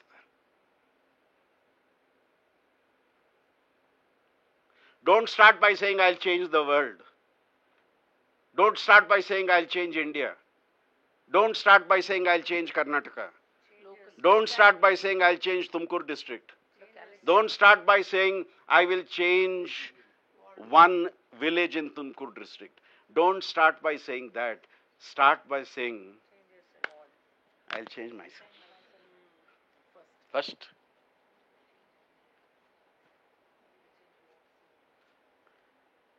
ಭ್ರಷ್ಟಾಚಾರ ನಿಲ್ಲಿಸ್ತಾನೆ. ಅದರ ಪ್ರಾರಂಭ ಯಾರು ಮಾಡಬೇಕು? ಹೇಳ್ತಾನೆ. ಆಚರಣೆಯಲ್ಲಿ ನಾನೇ ತರ್ತಾ ಇದ್ದಾನ? Do I walk the talk? ಒಬ್ಬ ದೊಡ್ಡ ನಾಯಕಿಗೆ ಏನಾಯ್ತು? ಇಂಡಿಯಾ ಅಗೇನ್ಸ್ಟ್ ಕರಪ್ಷನ್ ನಾನು ಇದ್ದೇನೆ, ವೆರಿ ಗುಡ್. ಮರ ದಿವಸ ಒಂದು ಮೇಲೆ ಬಂತು ಸೋಷಿಯಲ್ ಮೀಡಿಯಲ್ಲಿ. ಏನು? ಒಂದು ನಗರದಿಂದ ಇನ್ನೊಂದು ನಗರಕ್ಕೆ ಹೋಗ್ಲಿಕ್ಕೆ 2 ಕಡೆಯಿಂದ ಟಿಕೆಟ್ ದುಡ್ಡು ತಗೊಂಡಿದ್ದಾರೆ. 2 ಕಾರ್ಯಕ್ರಮ ಇದ್ದಿರ್ಬೋದು, ಇಬ್ಬರಿಂದ ಒಂದೇ ಟಿಕೆಟ್ಗೆ ದುಡ್ಡು ಹೋಗಿದೆ. ಈಗ ಭ್ರಷ್ಟಾಚಾರ ವಿರುದ್ಧ ಹೋರಾಟದಲ್ಲಿ ನಿಮಗೆ ಭಾಗವಹಿಸುವ ಒಂದು ನೈತಿಕ ಅಧಿಕಾರ ಇದೆಯಾ? ಆ ಭಾಗವಹಿಸಲಿ ನಿಮ್ಮ ನೈತಿಕ ಅಧಿಕಾರ ಇದೆಯಾ ಅಂತ ಪ್ರಶ್ನೆ. ನನ್ನ ಹೆಸರುಗಳು ಯಾವುದೂ ತಗೊಳ್ಲಿಕ್ಕಿಲ್ಲ, ಬಟ್ ಹೆಸರು ಮುಖ್ಯ ಅಲ್ಲ. ಮುಖ್ಯ ಏನಿಲ್ಲಿ? ನಾನು ಕೊಡುವ ಒಂದು ಉದಾಹರಣೆಯ ಒಂದು ನಮಗೆ ಸೇರಬೇಕಾದ ಒಂದು ಅನುಭವ. Ma'am, what is on the right corner? Right top corner.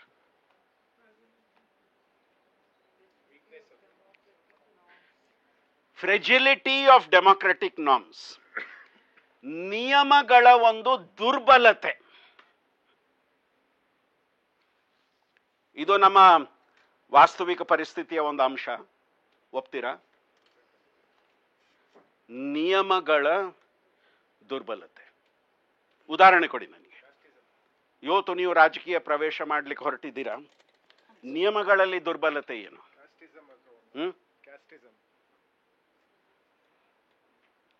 ಅದು ಡೆಮೊಕ್ರೆಟಿಕ್ ನಾರ್ಮ್ಸ್ ಇದಲ್ಲ, ಅದು ಪ್ರಾಕ್ಟೀಸ್ ಅಲ್ಲಿ. No, I'm saying, give me an example of fragility in democratic norms.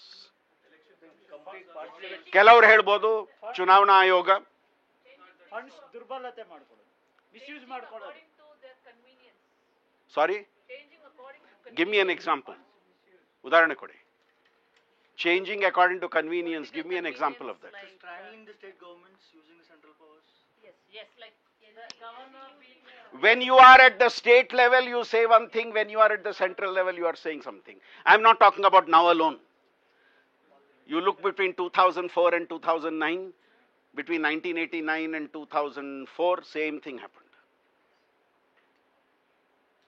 ರಾಜ್ಯದಲ್ಲಿರುವಾಗ 256ನೇ ವಿಧಿಯ ದುರುಪಯೋಗ ಮಾಡಬಾರ್ದು. ನಿಮ್ಮದೇ ಪಕ್ಷ ಕೇಂದ್ರಕ್ಕೆ ಬರುವಾಗ ಮೊದಲೇ ನೀವು ಮಾಡಿದಿರೋದು. This is what I mean by fragility of democratic norms. ನೀವು ನೋಡಿ, 1952 ಇಂದ at least 2004 ವರೆಗೆ 356ನೇ ವಿಧಿಯ ದುರುಪಯೋಗ ಇಷ್ಟಾಗಿದೆ. ಅಂಡ್ ಎಲ್ಲ ಪಕ್ಷಗಳು ಮಾಡಿದ್ದಾರೆ. ಮಾಸ್ ಡಿಸ್ಮಿಸಲ್ ಶುರು ಆದದ್ದು ಕಾಂಗ್ರೆಸ್ ಅಲ್ಲಿ ಅಲ್ಲ, ಜನತಾ ಪಾರ್ಟಿಯಲ್ಲಿ. 1977 ಅಲ್ಲಿ ಜನತಾ ಪಾರ್ಟಿ ಸರ್ಕಾರ ಬರುವಾಗ 8 ರಾಜ್ಯಗಳಲ್ಲಿ ಕಾಂಗ್ರೆಸ್ ಪಾರ್ಟಿ ಸರ್ಕಾರ ಇತ್ತು. ಅಂಡ್ 8 ರಾಜ್ಯಗಳಲ್ಲಿ ಕಾಂಗ್ರೆಸ್ ಪಕ್ಷಕ್ಕೆ ಒಂದೇ ಸೀಟ್ ಬಂದಿತ್ತು. ರಾಜಸ್ಥಾನಲ್ಲಿ 1 ಸೀಟ್, ಬೇರೆ ಎಲ್ಲ ಕಡೆ 0. ಬಟ್ ಅವ್ರದ್ದು ಸರ್ಕಾರ ಇತ್ತು ರಾಜ್ಯದಲ್ಲಿ. ಆವಾಗ ಜನತಾ ಪಾರ್ಟಿ ಸರ್ಕಾರ ಏನು ಹೇಳಿತು, ನಿಮಗೆ ಜನರು ನಿಮ್ಮನ್ನು ತಿರಸ್ಕರಿಸಿದೆ, ರಾಜೀನಾಮೆ ಕೊಡಿ. ಅವ್ರೇನು ಹೇಳಿದ್ರು, ನಿಮ್ಮ ಚುನಾವಣೆ ಬೇರೆ, ನಮ್ಮ ಚುನಾವಣೆ ಬೇರೆ ಇಲ್ಲ. ಅಂಡ್ ರಾಷ್ಟ್ರಪತಿ ಆಡಳಿತ ರಾಜ್ಯಗಳಲ್ಲಿ ತಂದು ಸರ್ಕಾರ ವಜಾ ಮಾಡಿಬಿಟ್ರು. 1980 ಕಾಂಗ್ರೆಸ್ ಪುನಃ ಬರುವಾಗ ಅವ್ರು ಏನು ಮಾಡಿದ್ರು, ಆ 8 7 ಸರ್ಕಾರಗಳನ್ನು ಬೀಳಿಸಿದ್ರು. ಅದೇ ಮೊದಲು ನೀವು ಮಾಡಿದಿರಾ, ಈಗ ನಾವು ಮಾಡ್ತೇವೆ. ಒಂದು ಸರ್ಕಾರವನ್ನು ಬೀಳಿಸಲಿಲ್ಲ. ಯಾಕೆ? ಹರಿಯಾಣದ ಸರ್ಕಾರವನ್ನು. ನಿನ್ನೆ ರಾತ್ರಿ ಏನು ಜನತಾ ಪಾರ್ಟಿ ಸರ್ಕಾರ, ಕಾಂಗ್ರೆಸ್ ಪಕ್ಷ ಜನತಾ ಪಾರ್ಟಿ ಸರ್ಕಾರ ಇತ್ತು, ಮರ ದಿವಸ ಬೆಳಗ್ಗೆ ಅದು ಕಾಂಗ್ರೆಸ್ ಸರ್ಕಾರ ಇತ್ತು. ಅದೇ ಎಲ್ಲ MLAಗಳು ಆವಾಗ ಆಂಟಿ ಡಿಫೆಕ್ಷನ್ ಲಾ ಇರಲಿಲ್ಲ. ಸೊ ಒಂದು ಸರ್ಕಾರವನ್ನು ಬೀಳಿಸುವ ಅಗತ್ಯ ಇರಲಿಲ್ಲ, ಬೇರೆ ಎಲ್ಲ 7 ಸರ್ಕಾರಗಳನ್ನು ಬೀಳಿಸಿದ್ರು. ಸೊ ಇಬ್ರು ಮಾಡಿದ್ದಾರೆ. ಸೊ ಯಾರು ಕೇಂದ್ರಕ್ಕೆ ಸರ್ಕಾರಕ್ಕೆ ಬಂದಿದ್ದಾರೆ ಅವ್ರು ಮಾಡಿದ್ದಾರೆ. ಯಾವ ಕ್ಷೇತ್ರಕ್ಕೆ ನೀವು ಹೋಗುವ ಪ್ರಯತ್ನ ಮಾಡ್ತೀರಾ, ಸ್ಥಳೀಯ ಸರ್ಕಾರ. 94 ನಾವು ಸಂವಿಧಾನವನ್ನು 72nd 73rd ಅಮೆಂಡ್ಮೆಂಟ್ ತಂದು ಸ್ಥಳೀಯ ಸರ್ಕಾರಗಳಿಗೆ ಒಂದು ಸಂವಿಧಾನಿಕ ಮಾನ್ಯತೆ ಕೊಟ್ಟೆವು ನಾವು. ಬಟ್ 30 ವರ್ಷದಲ್ಲಿ ಆಗಬೇಕಾದ ಬದಲಾವಣೆಗಳಾಗಿದೆಯಾ? 30 ವರ್ಷಗಳಲ್ಲಿ ಆಗಬೇಕಾದ ಬದಲಾವಣೆಗಳಾಗಿದೆಯಾ? ಇಲ್ಲ. ಯಾಕೆ? ಫ್ರೆಜಿಲಿಟಿ ಆಫ್ ನಾರ್ಮ್ಸ್. ಪಾರ್ಲಿಮೆಂಟ್ ಆ 2 ಮಸೂದೆಗಳನ್ನು ಯಾಕೆ ಪಾಸ್ ಮಾಡಿತು? ವಿಧಾನಸಭೆ ಯಾಕೆ ಅದಕ್ಕೆ ಅನುಮೋದನೆ ನೀಡಿತು? ಒಂದು ಷರತ್ತಿತ್ತು ಅವ್ರದ್ದು. ಈ ಷರತ್ತಲ್ಲ, ಇನ್ನೊಂದು ಷರತ್ತಿತ್ತು ಅವ್ರದ್ದು. ಷರತ್ತು ಏನಿತ್ತು ಅವ್ರದ್ದು? ಎಲ್ಲ MP ಮತ್ತು MLAಗಳನ್ನು ನೀವು ಎಕ್ಸ್ ಅಫಿಷಿಯೋ ಮೆಂಬರ್ ಮಾಡಬೇಕು ಈ ಲೋಕಲ್ ಗವರ್ಮೆಂಟ್ ಅಲ್ಲಿ. ಅಲ್ಲಿಯೇ ಅದರ ನಾಶ ಶುರುವಾಯಿತು. ಸ್ಥಳೀಯ ಸರ್ಕಾರಗಳಲ್ಲಿ MP MLA ಸದಸ್ಯರಾದರೆ ಸ್ಥಳೀಯ ಧ್ವನಿಗೆ ನೀವು ಮಹತ್ವ ಕೊಡ್ತೀರಾ? ಅಲ್ಲಿಯೇ ಶುರುವಾಯಿತು. ಕರ್ನಾಟಕ, ನಾನು ಇದು ಹೇಳಲಿಕ್ಕೆ, ನಾನು ಕರ್ನಾಟಕ ಮತ್ತು ಕೇರಳ 2 ರಾಜ್ಯಗಳು ಇಲ್ಲಿ ಆ ಸಂವಿಧಾನ ಬದಲಾವಣೆ ಆದ ನಂತರ ನಾವು ಹಿಂದೆ ಹೋದೆವು. ಆಕ್ಚುಲಿ ಆ ಬದಲಾವಣೆಯ ಮುಂಚೆ ನಮ್ದು ವ್ಯವಸ್ಥೆ ಇನ್ನೂ ಚೆನ್ನಾಗಿತ್ತು. ನಜೀರ್ ಸಾಬ್ ಮತ್ತೆ ರಾಮಕೃಷ್ಣ ಹೆಗಡೆ ಮಾಡಿದ ಬದಲಾವಣೆಯಿಂದ ನಮ್ದು ಇನ್ನೂ ಶ್ರೇಷ್ಠ ಇತ್ತು. ಆ 73rd 74th ಅಮೆಂಡ್ಮೆಂಟ್ಗೆ ಅಲೈನ್ ಆಗಲಿಕ್ಕೆ ಕೆಲವು ಒಳ್ಳೆತನವನ್ನು, ಒಳ್ಳೆ ಇಶ್ಯೂಸ್ ಅನ್ನು ನಾವು ರದ್ದುಪಡಿಸಬೇಕಾಯ್ತು. ಒಂದು, ನೀವು ಸ್ಥಳೀಯ ಸರ್ಕಾರಕ್ಕೆ ಹೋಗ್ತಾ ಇದ್ದೀರಾ, ಅಲ್ಲಿ ಕೆಲಸ ಮಾಡ್ತೀರಿ ಸ್ಥಳೀಯ ಮಟ್ಟಕ್ಕೆ, ಅದಕ್ಕೆ ನಾನು ಇದು ಹೇಳಲಿಕ್ಕೆ ಇಚ್ಛಪಡ್ತೇನೆ. ಕರ್ನಾಟಕದಲ್ಲಿ ನೋಡಿ 85 ಇಂದ 91 ವರೆಗೆ ಇವತ್ತು ಏನು ನಾವು ಚೀಫ್ ಎಕ್ಸಿಕ್ಯೂಟಿವ್ ಆಫೀಸರ್ ಕರಿತೇವೆ ಜಿಲ್ಲಾ ಪಂಚಾಯತ್, ಆ 6 ವರ್ಷ ಅವರನ್ನು ಚೀಫ್ ಸೆಕ್ರೆಟರಿ ಆಫ್ ದ ಜಿಲ್ಲಾ ಪಂಚಾಯತ್ ಕರೀತಿದ್ರು. ಯಾಕೆ? ನಜೀರ್ ಸಾಬ್ ಹೇಳಿದ್ರು, ಹೇಗೆ ವಿಧಾನಸಭಾದಲ್ಲಿ ಚೀಫ್ ಸೆಕ್ರೆಟರಿ ಇದ್ದಾರೆ ಹಾಗೆ ಜಿಲ್ಲಾ ಪಂಚಾಯತ್ ಒಬ್ಬ ಚೀಫ್ ಸೆಕ್ರೆಟರಿ ಇರಬೇಕು. ಎರಡನೇದು, ಇಬ್ರು IAS ಆಫೀಸರ್ ಇರ್ತಾರೆ ಡಿಸ್ಟ್ರಿಕ್ಟ್ ಅಲ್ಲಿ, chief secretary Zilla Panchayat, deputy commissioner. ಇಬ್ಬರಲ್ಲಿ ಯಾರು ಸೀನಿಯರ್ ಆಫೀಸರ್ ಇರಬೇಕು? ಡೆಪ್ಟಿ ಕಮಿಷನರ್ ಅಲ್ಲ, chief secretary. Because development function is more important then law and order and revenue function. ನೋಡಿ, so IAS officer first deputy commissioner ಆಗಿ ಹೋಗ್ತಿತ್ತ, next posting was chief secretary Zilla panchayat.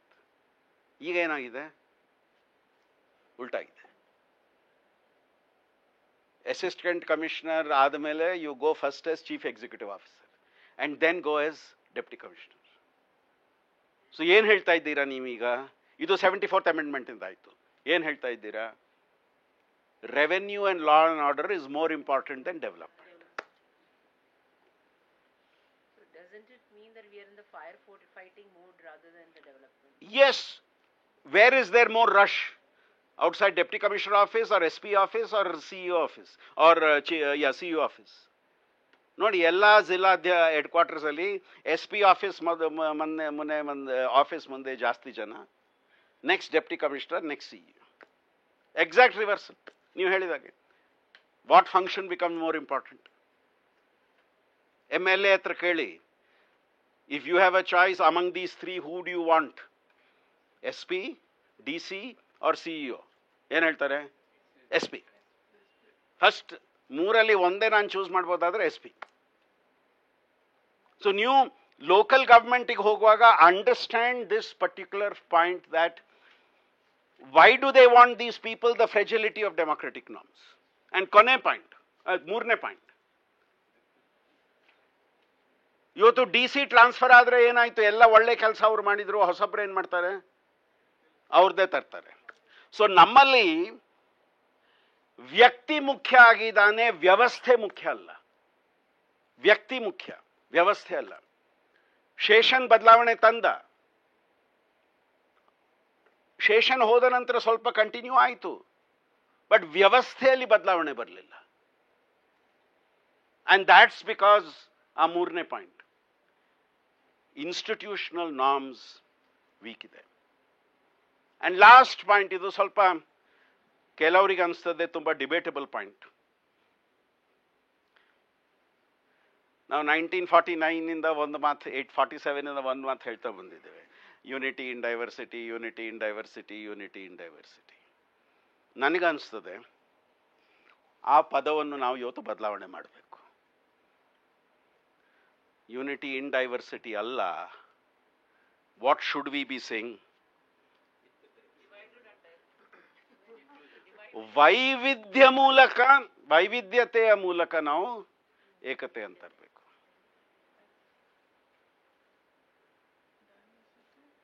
ವ್ಯತ್ಯಾಸ ಏನದು? ನೀವು ಲೋಕಲ್ ಲೆವೆಲ್ ಎಂಟರ್ ಮಾಡ್ತಾ ಮಾಡ್ತಾ diversity ನಿಮಗೆ ಗೊತ್ತಾಗ್ತದೆ. ಆ ಎಲ್ಲ ಡೈವರ್ಸಿಟಿಯನ್ನು ನೀವು ನಿಮ್ಮ ಜೊತೆಗೆ ಹೇಗೆ ಕೊಂಡೋಗ್ತೀರಾ?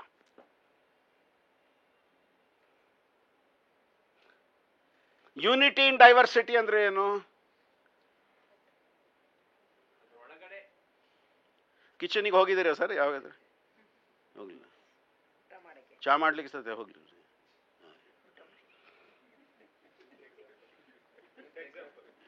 ಕಿಚನಿಗೆ ಹೋದವ್ರು ಕೈ ಎತ್ತಿ.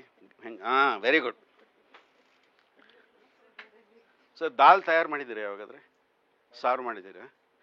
ಅದೇನು ಮಾಡ್ತೀರಾ? ಹೇಗೆ ಮಾಡ್ತೀರಾ? ಬೇಳೆ, ಬೇರೆ ಏನಿದೆ? ಉಪ್ಪು, ಮೆಣಸು. ಹೋಗ್ಲಿಲ್ಲ ಮತ್ತು ಹೇಳ್ತಾ ಇದ್ದಾರೆ ನೋಡಿ, ಎಲ್ಲ ಸೇರಿಸ್ತೀರಾ, ಮತ್ತೆ ಎಲ್ಲ ಬಾಯ್ಲ್ ಮಾಡ್ತೀರಾ, ಕೊನೆಗೆ ನಿಮ್ಮ ದಾಲ್ ರೆಡಿ. ನಾವು ಅದು ಯೂನಿಟಿ ಇನ್ ಡೈವರ್ಸಿಟಿ ಉದಾಹರಣೆ. ಆ ಡೈವರ್ಸಿಟಿ ಎಲ್ಲ ಹೋಯ್ತು, ಎಲ್ಲ ಒಂದೇ ಸ್ವರೂಪ ಆಯ್ತು ಎಲ್ಲದಕ್ಕೆ, ಯೂನಿಟಿ. ಇನ್ನೊಂದು ಉದಾಹರಣೆ ತಗೊಳ್ತೇನೆ. ನೀವು ವೆಜಿಟೇಬಲ್ ಸ್ಯಾಲೆಡ್ ಮಾಡ್ತೀರಾ, ಏನೇನು ಹಾಕ್ತೀರಾ ಅದರಲ್ಲಿ? Tomato, cucumber, carrot, radish, lettuce, chilli, onion, ಅದೆಲ್ಲ ಕಟ್ ಮಾಡಿ ಮಿಕ್ಸ್ ಮಾಡಿ ಹಾಕ್ತೀರಾ. ಒಂದು ಚಮಚ ಬಾಯಲ್ಲಿ ಹಾಕ್ತೀರಾ. ಎಲ್ಲರ ಬಾಯಿ ಹೀಗೆ ಆಗ್ತಾ ಉಂಟು ಈಗ. ಅದು ಫಸ್ಟ್ ಬೈಟ್ ತಿನ್ನುವಾಗ ಏನನ್ಸ್ತದೆ? ವೆರೈಟಿ ಆಫ್ ಟೇಸ್ಟ್ ಬಂತಾ? ನೀವು ಹೇಳ್ಬೋದು ಅದು ಕ್ಯಾರೆಟ್ ಕಾರಣ ಅಂತ, ನೀವು ಹೇಳ್ಬೋದು ಅದು ನೀರುಳ್ಳಿ ಕಾರಣ ಅಂತ. ಅದು ಯಾವುದೇ ಒಂದು ಕಾರಣ ಅಲ್ಲ, ಅದು ಎಲ್ಲವೂ ಸೇರಿದಾಗ ಅದು ಬರ್ತದೆ. ಅದು ಈಗ ಯೂನಿಟಿ ಥ್ರೂ ಡೈವರ್ಸಿಟಿ ಗೊತ್ತಾಯ್ತಾ? This is unity through diversity. ಈ ಕಾರ್ಯಕ್ರಮದ ಕೊನೆಯ ದಿನ ಶರತ್ ಮತ್ತೆ ಮಂಜುನಾಥಿಗೆ ನೀವು ಒಂದು ಬುಕೆ ಕೊಟ್ರೆ ಏನಿರ್ತದೆ ಆ ಬುಕೆಯಲ್ಲಿ? ಬೇರೆ ಬೇರೆ ಬಣ್ಣಗಳ ಹೂ ಇರ್ತದೆ, ಕೆಲವು ಪ್ಲಾಂಟ್ಸು ಇರ್ಬೋದು, ಕೆಲವು ಸ್ಟೆಮ್ಸು ಇರ್ಬೋದು. ಒಂದು ಒಳ್ಳೆ ಕಲರ್ ಇದು, ಒಂದು ನೀವು ಪೇಪರ್ ಹಾಕ್ಸ್ತೀರ, ಅದಕ್ಕೆ ಒಂದು ರಿಬ್ಬನ್ ಹಾಕ್ಸ್ತೀರ. ಆ ಬುಕೆ ಇದು ಚಂದ ಅದೆಲ್ಲ ಸೇರುವಾಗ ಒಂದು ಹೂ ಮಾತ್ರ ಕೊಟ್ರೆ ಅದರಲ್ಲಿಯೂ ಚಂದ ಇದೆ, ಬಟ್ ಬುಕೆಯಲ್ಲಿ ಅದು ಬೇರೆ ಒಂದು ಬ್ಯೂಟಿ. ಬಟ್ ಹೇಳ್ಬೋದಾ ಯಾವ ಒಂದು ಫ್ಲವರ್ ಇಂದ ಬ್ಯೂಟಿ ಬರ್ತಾ ಇದೆ? ಇಲ್ಲ, ಆ ಸೇರಿದ ಕಾರಣಕ್ಕೆ ಬರ್ತಾ ಇದೆ ಅದು. ಮ್ಯೂಸಿಷಿಯನ್ಸ್ ಇದ್ದಾರೆ ಇಲ್ಲಿ ಯಾರಾದ್ರೆ? ನಾನು ಹಾಡು ಹಾಡ್ಲಿಕ್ಕೆ ಹೇಳಲಿಕ್ಕಿಲ್ಲ ಯಾರಿಗೂ. ಇದ್ದಾರೆ ಯಾರಾದ್ರೆ? ನಾನು ತಪ್ಪು ತಿಳ್ಕೊಳ್ಬೇಡಿ, ನಾನು ಹೇಳ್ತಾ ಇದ್ದೇನೆ. ನೀವು ಬಾರಿಸ್ತೀರಾ ಹೇಳಿಸ್ತೀರಾ? ನಿಮ್ಮ ಜೊತೆ ಆರ್ಕೆಸ್ಟ್ರಾ ಕೆಲವು ಸಲ ಇರ್ತದ? ಇರ್ತದೆ. ನೀವು ಒಂದು ದಾರಿ ಹೋದ್ರೆ ಅವ್ರು ಇನ್ನೊಂದು ದಾರಿ ಹೋದ್ರೆ ಏನಾಯ್ತು? ಇಬ್ರು ಒಟ್ಟಿಗೆ ಹೋಗ್ಬೇಕು. ಸರಿ, ಲೈಟರ್ ವೇನಲ್ಲಿ ಹೇಳ್ತಾನೆ. ನಾನು ಕ್ಲಾಸಲ್ಲಿ ಈ ಪ್ರಶ್ನೆ ಕೇಳ್ತಾನೆ, what is it you can not do? ಬರೀ ಐ ಕಾಂಟ್. 8 ಇಲ್ಲ 10 ಜನರು, 10 8 ಜನರು ಒಂದು ಬರೀತಾರೆ, ಏನೋ ಐ ಕಾಂಟ್ ಸಿಂಗ್. ನಾನು ಹೇಳ್ತೇನೆ, ಏನೋ you can sing, we can't listen. ಯಾರು ಹೇಳಿದ್ರು ನೀವು ಹಾಡು ಹಾಡ್ಲಿಕ್ಕೆ ಆಗುದಿಲ್ಲ? ಸಮಸ್ಯೆ ಏನು? ನಾನು ಕೇಳಬೇಕದನ್ನು, ಅದು ಸಮಸ್ಯೆ. ಹೌದಲ್ಲ sir? So if you are going to sing, I have to lock all the doors beforehand. But more seriously, orchestra ಒಂದು ಹಾಡು ಹಾಡಿದರೆ, ನೀವು ಒಂದು ಹೇಳಿದರೆ ಆಯ್ತಲ್ಲಿ. ಆರ್ಕೆಸ್ಟ್ರಾಲಿ ಒಂದು ಇನ್ಸ್ಟ್ರೂಮೆಂಟ್ ತಪ್ಪಾಡಿದರೆ ಗೊತ್ತಾಯ್ತು. ಬಟ್ ಎಲ್ಲರೂ ಜೊತೆಯಲ್ಲಿ ಚೆನ್ನಾಗಿ ಮಾಡುವಾಗ ಯಾರು ಆ ಸಂಗೀತಕ್ಕೆ ಕಾರಣ ಅಂತ ಹೇಳಲಿಕ್ಕೆ ಸಾಧ್ಯ ಇದೆಯಾ? That's exactly the point I want to make with unity. So ನೀವು ನಾಳೆ ರಾಜಕೀಯದಲ್ಲಿ ಪ್ರವೇಶ ಮಾಡುವಾಗ ಈ 4 ಕಾಂಟೆಕ್ಸ್ ಅನ್ನು ಗಮನದಲ್ಲಿಡ್ಬೋದಾ? ನೋಡಿ, 4ಅಲ್ಲಿ ಯಾವುದಾದ್ರೆ ಒಂದು ಚೂಸ್ ಮಾಡಿ, ಅದನ್ನು ಇಂಪ್ಲಿಮೆಂಟ್ ಮಾಡ್ತಾ ಮಾಡ್ತಾ 3 ಸಹ ಸೇರಿಬಿಡ್ತದೆ. ಎಲ್ಲ ಇಂಟರ್ ಕನೆಕ್ಟೆಡ್ ಇದೆ. ಒಂದಿಗೆ ನೀವು ಪ್ರವೇಶ ಕೊಟ್ಟರೆ ಬೇರೆ 3 ಸಹ ಬಂದ್ಬಿಡ್ತದೆ. Before I move on to political parties, any question? ಯಾರ್ದಾದ್ರೂ ಏನಾದರೂ ಪ್ರಶ್ನೆಗಳಿದೆಯಾ ನಾನು ಈಗವರೆಗೆ ಚರ್ಚೆ ಮಾಡಿದ ವಿಷಯಗಳ ಬಗ್ಗೆ? Institutional stability. So when you're saying weakness of institutional stability, what you mean to say is that individual is overriding the institutional stability? Changes are not happening in processes. ನೋಡಿ, ಒಂದು ಬದಲಾವಣೆ ನೀವು ತರುವಾಗ ನೀವು ಹೋದ ನಂತರ ಸಹ ಅದು ಬದಲಾವಣೆ ಕಂಟಿನ್ಯೂ ಆಗಬೇಕು. ಅದಾಗಬೇಕು. ಅದಾಗ್ತಾ ಇಲ್ಲ. ಅದು ವ್ಯಕ್ತಿಗೆ ಸೀಮಿತವಾಗಿದೆ. this is a weakness of democracy, that you are not able to stabilize institutions. You are not able to stabilize the working of institutions. ಹೊಸೊಬ್ರು ಬರುವಾಗ ಏನು ಹೇಳ್ತಾರೆ, ಹಳೆದೆಲ್ಲ ತಪ್ಪು, ನಾನು ಮಾಡ್ತೇನೆ. ಸಾರಿ,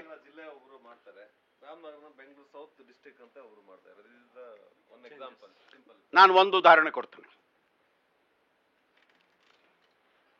2005 ಕರ್ನಾಟಕದಲ್ಲಿ ಒಂದು ನಾಲೆಜ್ ಕಮಿಷನ್ ಇತ್ತು. ಅವ್ರು ತೀರ್ಮಾನ ಮಾಡಿದ್ರು, ಒಂದು ಯುವ ನೀತಿಯನ್ನು ನಾವು ತಯಾರಿಸಬೇಕು. ಆವಾಗ ನಾಲೆಜ್ ಕಮಿಷನ್ ಇದು ಸೆಕ್ರೆಟರಿ ಎಂ ಕೆ ಶ್ರೀಧರ್ ಅವರು ಬಂದರು. ನಂತರ ಸಂದೀಪ್ ಅವರೇ, ನೀವು ಇದು ಮಾಡ್ತೀರಾ? ಐ ಸೆಡ್, ಯಾವ ದೃಷ್ಟಿಕೋನದಿಂದ ನಾನು ಯುವಕ ಅಂತ ನಿಮ್ಗೆ ಅನ್ನಿಸ್ತದೆ? ಇಲ್ಲ, ನನಗೂ ಗೊತ್ತು ನೀವು ಯುವಕ ಅಲ್ಲ, ನಾನು ಯುವಕ ಅಲ್ಲ, ಆದರೆ ಇದರ ಬಗ್ಗೆ ನೀವು ಅಧ್ಯಯನ ಮಾಡಿದ್ದೀರಾ. ಕಾರಣ, 4 ವರ್ಷ ಅದರ ಮೊದಲು ನಾನು ದೇಶದಲ್ಲಿ ಮೊದಲನೇ ಯುವ ಸರ್ವೆಯನ್ನು ನಾವು ನಡೆಸಿದ್ದೇವೆ. ಸೊ ಈ ಸೈಡ್ ನಿಮಗೆ ಆ ಅನುಭವ ಇದೆ. ಸೊ ನಾನು ಹೇಳಿದೆ, ಪಾಲಿಸಿ ಮಾಡಬೇಕಾದ್ರೆ ಫಸ್ಟ್ ಯುವಕರ ಒಂದು ಆಶಯ ಆಕಾಂಕ್ಷೆಗಳು ಏನು, ಅವರ ಸವಾಲುಗಳು ಏನು, ಅದು ಗುರುತಿಸ್ಬೇಕು ಫಸ್ಟ್, ಮತ್ತೆ ನೀವು ನೀತಿ ಮಾಡಿ. ಆಯ್ತು ಮಾಡಿ. ಸೊ ನಾವು ರಾಜ್ಯದಲ್ಲಿ ಒಂದು ಯೂತ್ ಪಾಲಿಸಿಯನ್ನು, ಯೂತ್ ಸರ್ವೆ ಮಾಡಿ ಆ ರಿಪೋರ್ಟನ್ನು ನಾವು ಸರ್ಕಾರಕ್ಕೆ ಕೊಟ್ಟೆವೆ. ದಟ್ ನಮ್ಮ ರಾಜ್ಯದ ಯುವಕರು ಈ ಮಾತನ್ನು ಈ ಎಲ್ಲ ಮಾತುಗಳನ್ನು ಹೇಳ್ತಾ ಇದ್ದಾರೆ. ಅದೇ ಸಂಜೆ ನಾವು ಸಬ್ಮಿಟ್ ಮಾಡಿದ ದಿನ, ಅದೇ ಸಂಜೆ ಮುಖ್ಯಮಂತ್ರಿ ಭಾಷಣ ಮಾಡುವಾಗ ಹೇಳಿದರು, ಇವತ್ತು ಬೆಳಗ್ಗೆ ನನಗೆ ಯೂತ್ ಸರ್ವೆ ರಿಪೋರ್ಟ್ ಬಂದಿದೆ, ಅದೇ ನಮ್ಮ ಯುವ ನೀತಿಯ ಆಧಾರ ಆಗ್ತದೆ ಅಂತ ಅನೌನ್ಸೇ ಮಾಡಿಬಿಟ್ರಲ್ಲಿ. ಮರು ದಿವಸ ನನಗೆ ಒಂದು ಪತ್ರ ಬಂತು. ಏನು ಪತ್ರ? ನಿಮ್ಮನ್ನು ಯುವ ನೀತಿ ಸಮಿತಿಯ ಚೇರ್ಪರ್ಸನ್ ಮಾಡಿದ್ದಾರೆ. The committee to write the youth policy, drafting committee of youth policy, you are the chairman.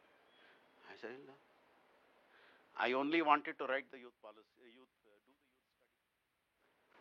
I don't want to be associated with any one party government. ಏನು ಸರ್ ನೀವು ಹೀಗೆ ಹೇಳಿದ್ರೆ?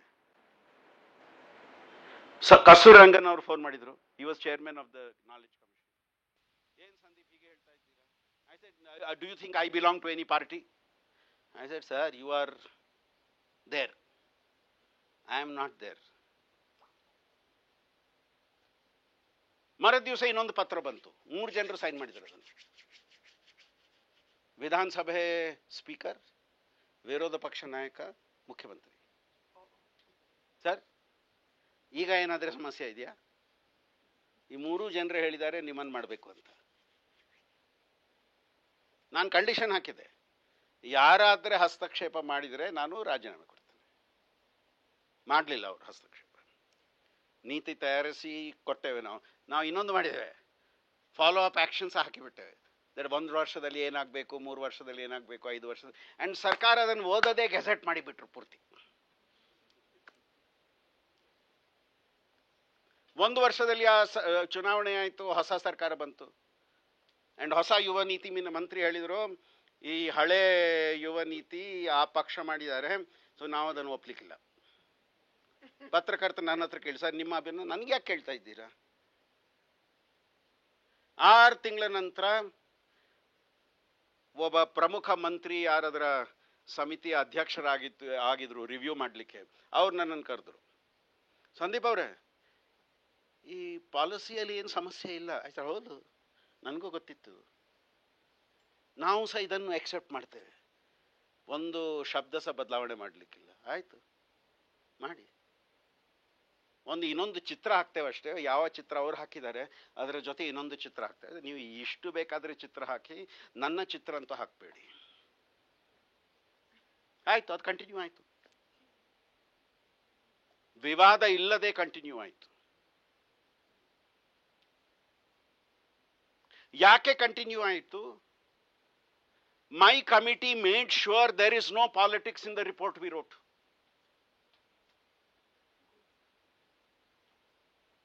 ಎಲ್ಲ ಪಕ್ಷದವರು ಇದ್ರದರಲ್ಲಿ. ಮೀಟಿಂಗ್ ನಂತರ ನಾನು ಒಬ್ಬೊಬ್ರ ಹತ್ರ ಮಾತಾಡ್ತೇವೆ, ಯಾಕೆ ಸರ್ ಹಾಗೆ ಹೇಳ್ತೀರಾ, ಈಗ ಆಯ್ತು ಸರ್ ನೀವು ಹೇಳಿದಾಗೆ ಮಾಡುವ ಸರ್. ಇವತ್ತು ಓದಿ ಆ ಪಾಲಿಸಿಯನ್ನು. It is about youth. It has nothing to do with politics. Now that is what I mean by ಹೊಸ ಸರ್ಕಾರ ಬಂದ್ರೆ ಎಲ್ಲ ಬದಲಾವಣೆ ಆಗಬೇಕು. ಅಂಡ್ ನಾನು ಕೇಂದ್ರ ರಾಜ್ಯದ ಮಾತ್ರ ಮಾತಾಡ್ತಾ ಇಲ್ಲ, ಸ್ಥಳೀಯ ಮಟ್ಟ ಬಗ್ಗೆಯೂ ಮಾತಾಡ್ತಾ ಇದ್ದೇನೆ. ನಾವು ನೀವು ಯಾವ ಕ್ಷೇತ್ರಕ್ಕೆ ಪ್ರವೇಶ ಮಾಡ್ತಾ ಇದ್ದೀರಾ ಆ ಕ್ಷೇತ್ರದ ಬಗ್ಗೆ ಒಂದು ಪ್ರಶ್ನೆ. 2019 ನಾನು ಒಂದು ಸಮೀಕ್ಷೆಯ ಭಾಗ ಆಗಿದೆ. ಅದು ಗ್ಲೋಬಲ್ ಲೆವೆಲ್ ಅಲ್ಲಿ ನಡೆಯುವುದು, ಬಟ್ ನಾನು ಏಷ್ಯಾ ಡೇಟಾ ಮಾತ್ರ ಹಾಕ್ತಾ ಇದ್ದೇನೆ ಇಲ್ಲಿ. ಆ ಸರ್ವೆಯಲ್ಲಿ ಸಾಮಾನ್ಯರಿಗೆ ಈ ಪ್ರಶ್ನೆ ಕೇಳುವಾಗ ನಾವು 8-10 ಸಂಸ್ಥೆಗಳ ಬಗ್ಗೆ ಕೇಳಿದ್ದೇವೆ. ನಿಮಗೆ ರಾಜಕೀಯ ಪಕ್ಷಗಳಲ್ಲಿ ನಂಬಿಕೆ ಇಷ್ಟು, ಬಹಳ ಮತ್ತು ಸ್ವಲ್ಪ ಮಟ್ಟಿಗೆ ಹೇಳಿದವರು ಪರ್ಸೆಂಟೇಜ್ ಏನು? ಪ್ರಶ್ನೆ, ರಾಜಕೀಯ ಪಕ್ಷಗಳಲ್ಲಿ ನಿಮಗೆ ಇರುವ ಒಂದು ನಂಬಿಕೆ ಬಹಳ ಸ್ವಲ್ಪ ಮಟ್ಟಿಗೆ. ಸೊ ಇಲ್ಲಿ ನಾನು 14 ದೇಶಗಳ ಡೇಟಾ ಹಾಕಿದ್ದೇನೆ. ಎಲ್ಲರಿಂದ ಕಮ್ಮಿ ಒಂದು ದೇಶ ಇತ್ತು, ಇಲ್ಲಿ 90% ನಂಬಿಕೆ ಇತ್ತು. 91%ಗೆ ಪಕ್ಷಗಳಲ್ಲಿ ನಂಬಿಕೆ ಇರಲಿಲ್ಲ. 90ರಿಂದ ಮೇಲೆ ನೀವು ನೋಡಿದರೆ 86%ಗೆ ನಂಬಿಕೆ ಇತ್ತು. ನನ್ನ ಸವಾಲು ನಿಮಗೆ, ಭಾರತ ಇದೆಯಾ ಅದರಲ್ಲಿ? ಭಾರತ ಇದೆ, ನಂಗೆ ಗೊತ್ತಿದೆ. ಭಾರತ ಇಲ್ಲಿ ಬರಬಹುದು ಅದರಲ್ಲಿ. ಅದು ಮೊದಲನೇ ಪ್ರಶ್ನೆ. ಎರಡನೇ ಪ್ರಶ್ನೆ, ಲಾಸ್ಟ್ ಮತ್ತೆ ಫಸ್ಟ್ ಯಾವ ದೇಶ ಇರಬಹುದು ಏಷ್ಯಾದಲ್ಲಿ? First Japan, last. ಗಮನದಲ್ಲಿಡಿ, ಇದು ಸಾಮಾನ್ಯರ ಮಧ್ಯೆ ಒಂದು ಸಮೀಕ್ಷೆ, ರೆಪ್ರೆಸೆಂಟೇಟಿವ್ ಸ್ಯಾಂಪಲ್.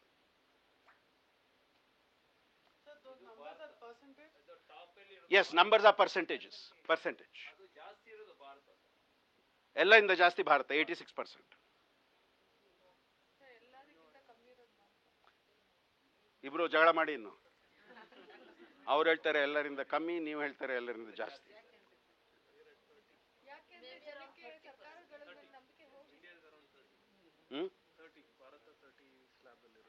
ಭಾರತ ಮಧ್ಯದಲ್ಲಿ ಇದೆ ಇಲ್ಲಿಯಾ ಸರ್? ನಿಮಗೇನು ಅನಿಸ್ತದೆ?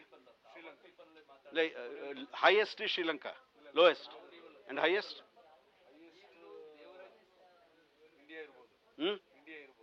ಇಂಡಿಯಾ ಇರಬಹುದು ಸರ್.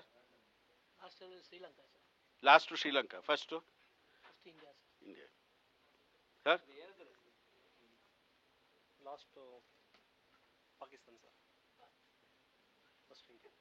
ಅದು ನಿಮ್ಮ ನಿರೀಕ್ಷೆ, ಅಲ್ಲಿ ಇರುವಂತದ ನಿಮ್ಮ ನಿರೀಕ್ಷೆ, ನಿಮ್ಮ ಕಲ್ಪನೆ. ಈಗ ಏನಂದ್ರೆ ಸರ್, ಲಾಸ್ಟ್ ಏನಿದೆ ಭಾರತ ಯಾಕೆ ಹೇಳಿದೆ ಅಂದ್ರೆ, ಈಗ ನಮ್ಮ ಭಾರತದಲ್ಲಿ ರಾಜಕಾರಣಿಗಳನ್ನ ದೇವರಂಗ ನೋಡೋದು, ಪಕ್ಷಗಳನ್ನ ದೇವರ ಮೇಲೆ, ದೇವ್ರಿಗಿಂತಲೂ ಹೆಚ್ಚಿನ ಸರ್, ಅದು ಜನರು ನೋಡ್ತಾರ, ಯಾರು ಚರ್ಚೆ ಮಾಡ್ತಾ ಇದಾರೆ ಅವರ ಬಗ್ಗೆ ಅವರು ಅನ್ಸ್ತಾರ? ಇಲ್ಲ, ಜನರು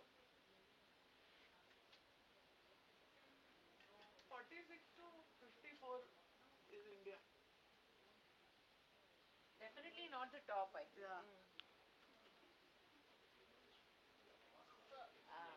The recent verdict that we got in 2024, people don't trust political parties. Why? One of the examples is the verdict that we got for the MP election. Okay. Highest is China. ಅದನ್ನು eliminate ಮಾಡಿ, ಅಲ್ಲಿ democracy ಇಲ್ಲ. ಎರಡನೇದು Vietnam, ಮೂರನೇದು Singapore,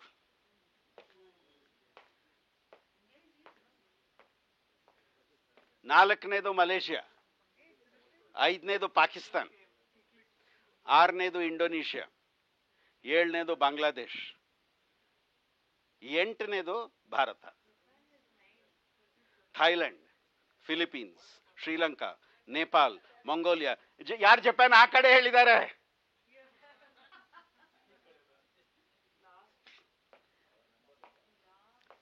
remember, ಇದು public perception, ಆ ದೇಶದ ಜನರ ಒಂದು ಅಭಿಪ್ರಾಯ. ನಮ್ಮಲ್ಲಿ 1/3 36 ಬಿಲೀವ್ಡ್ ದ್ಯಾಟ್ ಒಂದು ಟ್ರಸ್ಟ್ ನನಗೆ ಪಕ್ಷಗಳಲ್ಲಿ ಇದೆ. ನಾನು ಯಾಕಿದು ತೋರಿಸಿದ್ದೇನೆ ನಿಮಗೆ, ನಾನು ಪುನಃ ಹೆಸರುಗಳು ಹೇಳಲಿಕ್ಕಿಲ್ಲ. 2022ರಲ್ಲಿ ಒಂದು ಚುನಾವಣೆ ಆಗ್ತಾ ಇತ್ತು ದೇಶದಲ್ಲಿ. ಒಬ್ಬ ನಾಯಕ ನನಗೆ ಹೇಳಿದ, ಶಾಸ್ತ್ರಿಗಳೇ ನಿಮ್ಮ ಅಡ್ವೈಸ್ ಬೇಕು, ಒಂದು can we have A zoom interview? ಎಲ್ಲ ಪಕ್ಷಗಳಿಗೆ ಮಾಡ್ತೇನೆ ನಾನು. ಬಂದ್ರು ಅವರು, ಮಾತಾಡಿದೆ, ಹೇಳಿದೆ. ಕೊನೆಗೆ ಅವ್ರು ನನಗೆ ಒಂದು ಮಾತು ಹೇಳಿದರು, ಹಿಂದಿಯಲ್ಲಿ ಚರ್ಚೆ ಆಗ್ತಾ ಇತ್ತು. ಕೊನೆಗೆ ಒಂದು ಮಾತು ಹೇಳಿದರು, ಶಾಸ್ತ್ರಿ ಜಿ ಹಮ್ ಜೀತೆಂಗೆ. ಶಾಸ್ತ್ರಿ ಅವರೇ, ನಾವೇ ಗೆಲ್ತೇವೆ. ನನಗೆ ಸ್ವಲ್ಪ ಧೈರ್ಯ ಬಂತು ಆ ಸಂದರ್ಭದಲ್ಲಿ. How are you confident you will win sir? उत्तर केली, लोगों को लगता है कि हमारा नियत साफ है.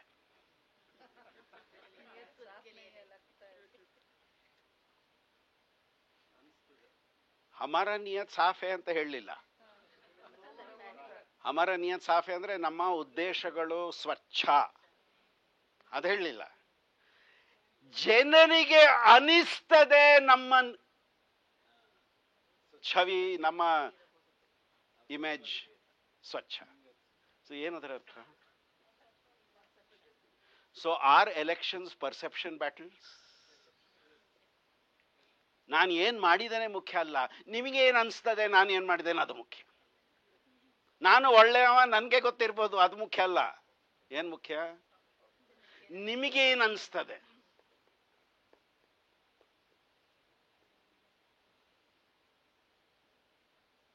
This is an example of that. But ನೀವು ಪಾರ್ಟಿಗೆ ಸೇರ್ತೀರಾ ಅಥವಾ ನೀವೇ ಪಾರ್ಟಿ ಕಟ್ತೀರಾ, ಪಾರ್ಟಿಗಳ ಬಗ್ಗೆ ಜನರಿಗೆ ಏನು ಅನಿಸ್ತದೆ ನೋಡಿ. ಈ ಎಲ್ಲ ದೇಶಗಳಲ್ಲಿ it will show you some data points. ನಾವು 6 ಸಾರ್ವಜನಿಕ ಸಂಸ್ಥೆಗಳ ಬಗ್ಗೆ ಪ್ರಶ್ನೆ ಕೇಳಿದ್ದೇವೆ. ರಾಜಕೀಯ ಪಕ್ಷಗಳು, ಪೊಲೀಸು, ಪಾರ್ಲಿಮೆಂಟು, ಎಲೆಕ್ಷನ್ ಕಮಿಷನು, ಆರ್ಮಿಯು, ಮತ್ತು ಇನ್ನೊಂದು ನನಗೆ ಸಿವಿಲ್ ಸರ್ವಿಸ್. ಈ 6 ಬಗ್ಗೆ ನಾವು ಕೇಳಿದ್ದೇವೆ. ನಿಮಗೆ ಇಷ್ಟು ಒಂದು ಟ್ರಸ್ಟ್ ಇದೆ. ಪೂರ್ತಿ ಏಷ್ಯಾದಲ್ಲಿ ಏನಾಯ್ತು? 5 ದೇಶಗಳನ್ನು ಬಿಟ್ಟರೆ ರಾಜಕೀಯ ಪಕ್ಷಗಳು ಯಾವ ಸ್ಥಾನದಲ್ಲಿದ್ರು? 6ನೇ ಸ್ಥಾನದಲ್ಲಿ, ಲೋಯೆಸ್ಟ್, ಇನ್ಕ್ಲೂಡಿಂಗ್ ಇಂಡಿಯಾ.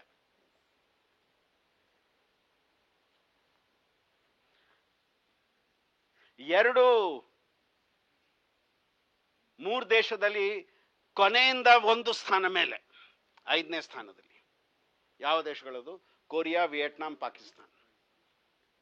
ಬಾಂಗ್ಲಾದೇಶಲ್ಲಿ ಕೊನೆಯಿಂದ 3ನೇ ಸ್ಥಾನ. ಚೈನಾದಲ್ಲಿ ಮೇಲೆ ಸ್ಥಾನ.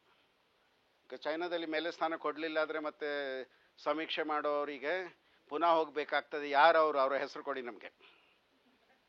ಯಾರಿಗೆ ಅನಿಸ್ತದೆ ನಾವು ನಮ್ಮಲ್ಲಿ ಅವರಿಗೆ ನಂಬಿಕೆ ಇಲ್ಲ ಅಂತ.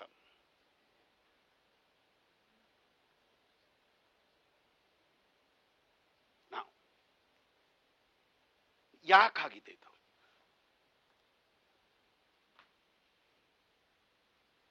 ಇದು ಒಪ್ತೀರಾ ನೀವು?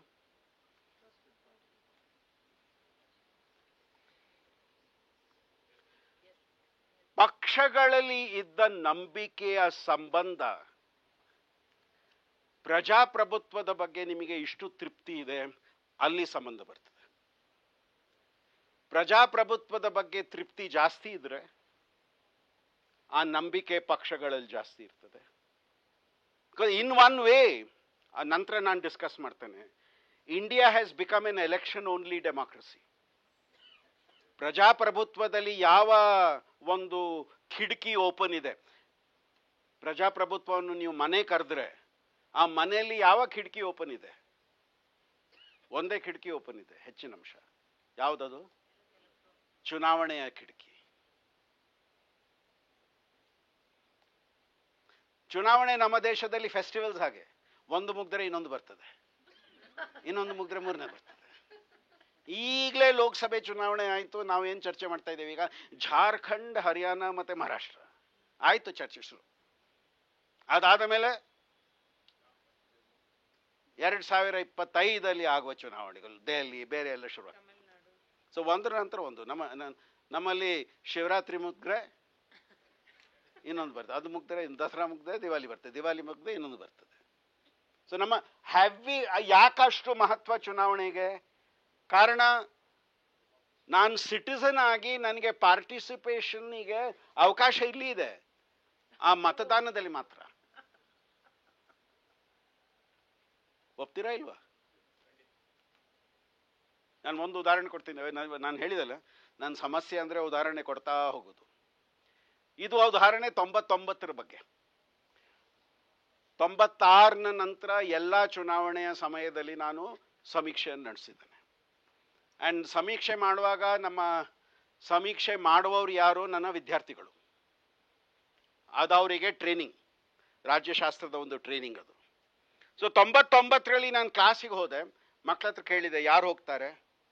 ಸಮೀಕ್ಷೆ ಶುರುವಾಗ್ತಾ ಇದೆ ಬರುವಾರ. ಒಂದು ಹುಡುಗಿ ಬಂದ್ಲು, ನಾನು ಹೋಗ್ತೇನೆ ಸರ್, ಆದರೆ ನಂದು ಕೆಲವು ಷರತ್ತುಗಳಿದೆ. ಎಲ್ಲ ವಿದ್ಯಾರ್ಥಿಗಳಿಗೆ ಷರತ್ತುಗಳಿರ್ತದಲ್ಲ. ಏನದು ಷರತ್ತು? ಸರ್, ನಾನು ಗ್ರಾಮಕ್ಕೆ ಯಾವತ್ತೂ ಹೋಗಿರಲಿಲ್ಲ, ನಗರದಲ್ಲೇ ವಾಸ ಮಾಡಿದ್ದೇನೆ. ನನಗೆ ನೀವು ಗ್ರಾಮಕ್ಕೆ ಕರೆದ್ರೆ ನಾನು ನಿಮ್ಮ ಸಮೀಕ್ಷೆಯಲ್ಲಿ ಭಾಗವಹಿಸಲಿಕ್ಕೆ ತಯಾರಿದ್ದೇನೆ. 99ರಲ್ಲಿ ಹುಡುಗಿಯರಷ್ಟು ಗ್ರಾಮಕ್ಕೆ ಹೋಗ್ಲಿಕ್ಕೆ ತಯಾರಿರಲಿಲ್ಲ. ನನಗೆ ಒಳಗೆ ತುಂಬ ಖುಷಿ ಆಯಿತು ದಟ್ ಅವಳು ಹೋಗ್ಲಿಕ್ಕೆ ತಯಾರಿದೆ, ಬಟ್ ತೋರಿಸಲಿಲ್ಲ. ಆಯ್ತು, ನೋಡುವ, ಕಳಿಸ್ಬೋದಾ ನಿನ್ನನ್ನು? ಮರು ದಿವಸ ಹೇಳಿದೆ, ಆಯಿತು ಕಳಿಸ್ತಾ ಇದ್ದೇನೆ. ಈ ಹುಡುಗಿ ಏನು ಮಾಡಿದ್ಲು? ನಮ್ಮ ಸಮೀಕ್ಷೆ ಚುನಾವಣೆ ಆದ ದಿನದ ನಂತರ ಶುರುವಾಗ್ತದೆ. ಬಿಕಾಸ್ ಚುನಾವಣಾ ಆಯೋಗ ನಮಗೆ ತುಂಬ ಅನುಕೂಲ ಮಾಡಿದೆ. ಚುನಾವಣೆ ದಿನ ಮತ್ತು ಫಲಿತಾಂಶ ದಿನ ಮಧ್ಯೆ ದೊಡ್ಡ ಗ್ಯಾಪ್ ಇರ್ತದೆ. ಆ ಗ್ಯಾಪಲ್ಲಿಯೇ ನಾವು ಸಮೀಕ್ಷೆ ಮಾಡೋದು. ಜನರು ವೋಟ್ ಹಾಕಿರ್ತಾರೆ, ಬಟ್ ಅವರಿಗೆ ಫಲಿತಾಂಶ ಗೊತ್ತಿಲ್ಲ. ಸೊ ಈ ಹುಡುಗಿ ಚುನಾವಣೆಯ ನಂತರದಿಂದ ದಿನ ಹೋಗಬೇಕಿತ್ತು. ಏನು ಮಾಡಿದಾಳೆ? ಅದೇ ದಿನ ಹೋಗಿ ಬಿಟ್ಟಿದ್ದಾಳೆ ಗ್ರಾಮಕ್ಕೆ ನೋಡಲಿಕ್ಕೆ ಏನಾಗ್ತದೆ ಅಂತ. ಸಮೀಕ್ಷೆ ಮರು ದಿವಸ ಮಾಡಿದ್ಲು.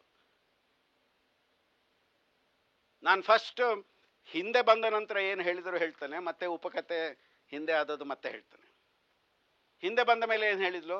ಸರ್, ನಿಮ್ಮ ವಿಭಾಗದಲ್ಲಿ ನಾನು 18 ತಿಂಗಳಾಯ್ತು ಈಗ ವಿದ್ಯಾರ್ಥಿಯಾಗಿ. ಹೌದು ಸರ್, ನೀವು 18 ತಿಂಗಳಲ್ಲಿ ನನಗೆ ಏನು ಕಲಿಸಲಿಲ್ಲ.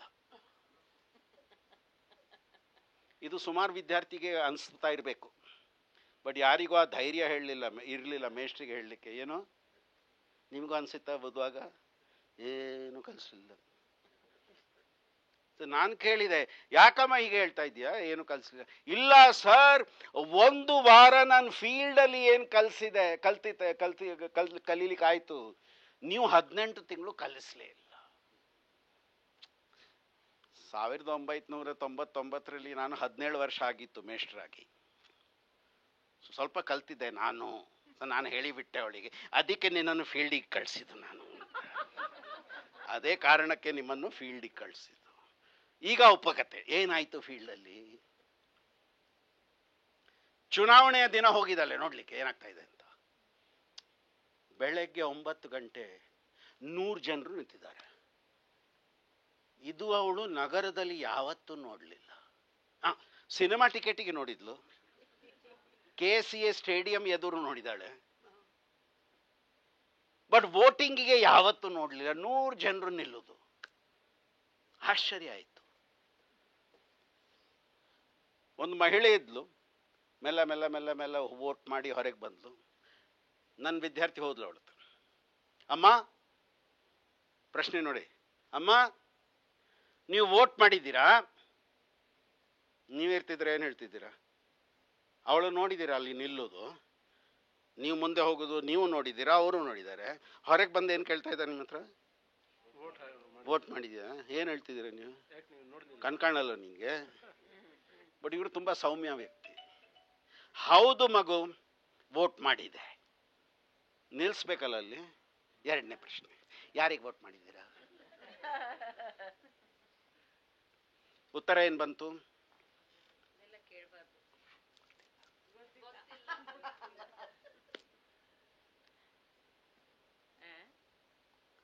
ಯಾಕೆ ಈ ಪ್ರಶ್ನೆ ಕೇಳಿದ್ರು? ನಾನು ಕ್ಲಾಸಲ್ಲಿ ಹೇಳಿದೆ, voting is sacred, voting is Sacred. So ಇವಳು ಟೆಸ್ಟ್ ಮಾಡಬೇಕು. ಶಾಸ್ತ್ರಿ ಸರ್ ಹೇಳಿ ಕರೆಕ್ಟಾ?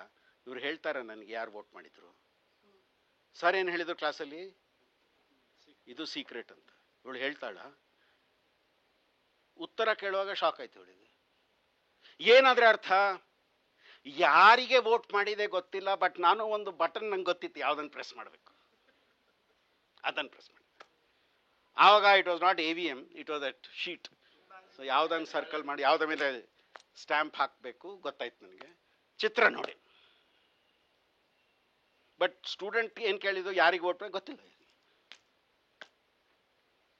ಮೂರನೇ ಪ್ರಶ್ನೆ, ಈ ಮತದಾನದಿಂದ ಏನಾದ್ರೆ ನಿನ್ನ ಜೀವನದಲ್ಲಿ ಬದಲಾವಣೆ ಆಗ್ತದಾ? ಯಾಕೆ ಕೇಳಿದ್ಲು? ನಾನಲ್ಲ, ಬೇರೆ ಮೇಷ್ಟ್ರು ಹೇಳಿದ್ರು. ಕೆಲವರು ದುಡ್ಡು ತಗೊಳ್ತಾರೆ ವೋಟ್ ಹಾಕ್ಲಿಕ್ಕೆ. ಸೊ ಅದು ಪಾರ್ಟಿ ಅಂತ ಗೊತ್ತಾಗಲಿ. ಏನು ಹೇಳಿದ್ರು? ಏನು ಬದಲಾವಣೆ ಆಗ್ಲಿಕ್ಕಿಲ್ಲ. ಈಗ ಯಾರಿಗೆ ವೋಟ್ ಮಾಡಿದ್ದೀರಾ ಗೊತ್ತಿಲ್ಲ, ಬದಲಾವಣೆ ಆಗ್ತದಾ ಗೊತ್ತಿಲ್ಲ. ಯಾಕೆ ನಿಂತೀರ ಲೈನಲ್ಲಿ? ಕೇಳಿಬಿಟ್ರು. ಅಮ್ಮ ಯಾಕೆ ಅರ್ಧ ಗಂಟೆ ಮುಕ್ಕಾಲು ಗಂಟೆ ಇಲ್ಲಿ ನಿಂತಿದ್ದೀರ ನೀವು? ಬಾ, ಒಂದು ಮರದ ಕೆಳಗೆ ಕೂತ್ಕೊಳ್ಸಿ. ಆ ಲೈನ್ ನೋಡಿದ್ಯಮ್ಮ ನಾನು ನಿಂತದ್ದು? ಹೌದು. ನನ್ನ ಹಿಂದೆ ಯಾರು ನಿಂತಿದ್ರು ಗೊತ್ತಿದೆ ನಿನಗೆ? ಇಲ್ಲ. ಈ ಗ್ರಾಮದ ದೊಡ್ಡ ಜಮೀನ್ದಾರ ನಿಂತಿದ್ದ. ಅವರ ಹಿಂದೆ ಯಾರು ನಿಂತಿದ್ರು ಗೊತ್ತಿದ್ಯಾ? ಇಲ್ಲ. ಈ ಗ್ರಾಮದಲ್ಲಿ ಒಂದೇ ಮಂದಿರ ಇದೆ, ಅದರ ಪೂಜಾರಿ ನಿಂತಿದ್ದ. ನನ್ನ ಸ್ಟೂಡೆಂಟಿಗೆ ಡೌಟ್ ಬಂತು, ಈ ವಿಲೇಜ್ ಇದು ಹೂ ಇಸ್ ಹೂ ಯಾಕೆ ಹೇಳ್ತಾ ಇದ್ದಾರೆ ಅವರಿಗೆ? ಮೂರನೇ ಪ್ರಶ್ನೆ, ಅವರ ಹಿಂದೆ ಯಾರು ನಿಂತಿದ್ರು ಗೊತ್ತಿದ್ಯಾ? ಇಲ್ಲ. ನಾನು ಕೂಲಿ ಕೆಲಸ ಮಾಡ್ತೇನೆ, ದಿನನಿತ್ಯ ನನಗೆ ಸಂಬಳ ಕೊಡುವವರು ಅವ್ರು ನಿಂತಿದ್ರು. ಈಗ ನನ್ನ ಸ್ಟೂಡೆಂಟಿಗೆ ಗೊತ್ತಾಗಲಿಲ್ಲ ಏನಾಗ್ತಾ ಇದೆ. ನನ್ನ ಸ್ಟೂಡೆಂಟ್ ಹೇಳ್ತಾರೆ, ಈ ವ್ಯಕ್ತಿ 10ನೇ ತರಗತಿ ಸಹ ಪಾಸ್ ಆಗಲಿಲ್ಲ, ಬಟ್ ಅವ್ರು ನನಗೆ ರಾಜ್ಯಶಾಸ್ತ್ರದ ಒಂದು ಪಾಠ ಕಲಿಸಿದ್ರು, ಯಾವುದು ನೀವು 18 ತಿಂಗಳು ಕಲಿಸ್ಲಿಲ್ಲ. ಏನಾ ಪಾಠ? ಆ ವ್ಯಕ್ತಿ ನನ್ನ ಸ್ಟೂಡೆಂಟ್ ಹತ್ರ ಕೇಳಿದ್ರು, ಈ ದೇಶದಲ್ಲಿ ಬೇರೆ ಯಾವುದಾದ್ರೆ ಲೈನ್ ಇದೆಯಾ ಇಲ್ಲಿ ನಾನು ಇವರೆಲ್ಲರ ಮುಂದೆ ಹೋಗಿ ನಿಲ್ಬೋದು? ಅದು ಚುನಾವಣೆ ದಿನ ಮಾತ್ರ. ನಾನು ಬೇಗ ಹೋದರೆ ಇವರೆಲ್ಲರ ಮುಂದೆ ನಿಂತು ಬಿಡ್ತೇನೆ. ಸೊ ಅದರಿಂದ ನನಗೆ ಒಂದು ದೊಡ್ಡ ಖುಷಿ ಆಗ್ತದೆ, ದಟ್ ಇವರೆಲ್ಲರ ಮುಂದೆ ಯಾರು ನಿಂತಿದ್ದಾರೆ. ಸೊ ಪ್ರತಿ ಬಾರಿ ಚುನಾವಣೆ ಆಗುವಾಗ ನಾನು ಬೇಗ ಹೋಗಿ ನಿಲ್ತೇನೆ. ನನ್ನ ವಿದ್ಯಾರ್ಥಿ ಒಂದು ಆರ್ಟಿಕಲ್ ಬರೆದರ ನಂತರ, ದಟ್ ಭಾರತದಲ್ಲಿ ಚುನಾವಣೆ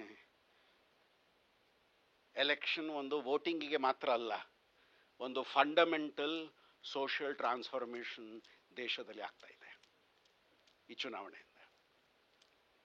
5 ವರ್ಷ ನಂತರ ಈ ವಿದ್ಯಾರ್ಥಿ ವಿದೇಶಕ್ಕೆ ಹೋದ್ಲು PhD ಮಾಡಲಿಕ್ಕೆ. ಗ್ರಾಮಕ್ಕೆ ಪುನಃ ಬಂದ್ಲು ಫೀಲ್ಡ್ ವರ್ಕಿಗೆ. ಈ ವ್ಯಕ್ತಿ ಸಿಕ್ಕಲಿಲ್ಲ. ಕೇಳಿದ್ರು, ಗೊತ್ತಿಲ್ಲ. ಇವರ ಹೆಸರು ಗೊತ್ತಿರಲಿಲ್ಲ ಅವರಿಗೆ. ಕೊನೆಗೆ ಹಿಂದೆ ಹೋಗ್ತಾ ಇದ್ರು, ಪಂಚಾಯತಿ ಆಫೀಸಿಗೆ ಹೋದ್ರು. ಅಲ್ಲಿ ಕೂತ್ಕೊಂಡಿದ್ದಾರೆ. ಅಮ್ಮ ನೀವು ಇಲ್ಲೇನ್ ಮಾಡ್ತಾ ಇದ್ದೀರಾ? ಓ, ಲೈನ್ ವ್ಯಕ್ತಿ ಅಲ್ಲ? ಹಾ, ಅದೇ. ಈ ಬಾರಿ ಚುನಾವಣೆ ಆಗುವಾಗ ಆ ಸೀಟು ಒಂದು ವಿಮೆನ್ರಿಗೆ ರಿಸರ್ವೇಷನ್ ಆಯಿತು. ಎಲ್ಲರೂ ಹೇಳಿದ್ರು ನೀವೇ ನಿಲ್ಲಿ, ನಾನು ನಿಂತೆ, ಗೆದ್ದು ಬಂದೆ. ಕಥೆಯಲ್ಲಿ ಮುಗಿಯುವುದಿಲ್ಲ. 5 ವರ್ಷ ನಂತರ ಹೋಗುವಾಗ ಅಧ್ಯಕ್ಷ ಆಗಿದ್ಲು ಅವಳು. ಅಂಡ್ ಪ್ರತಿ ಸಲ ಒಂದೇ ಮಾತು ಹೇಳ್ತಾಳೆ ಅವಳು, ನನ್ನ ಒಂದು ಈ ಯಾತ್ರೆ ಶುರು ಇಲ್ಲಿ ಆಯಿತು.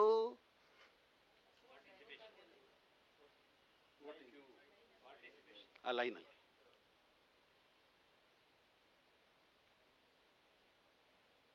ಈ ದೊಡ್ಡ ಕತೆ ಹೇಳಲಿಕ್ಕೆ ಕಾರಣ ಏನು? ಯಾವ ಲೆವೆಲಲ್ಲಿ ನೀವು ಪ್ರವೇಶ ಮಾಡಲಿಕ್ಕೆ ಪ್ರಯತ್ನ ಮಾಡ್ತಾ ಇದ್ದೀರಾ, ಆ ಲೆವೆಲಲ್ಲಿ ಒಂದು ಸುಮಾರು ಮೂಲಭೂತ ಬದಲಾವಣೆಗಳು ಆಗ್ತಾ ಇದೆ.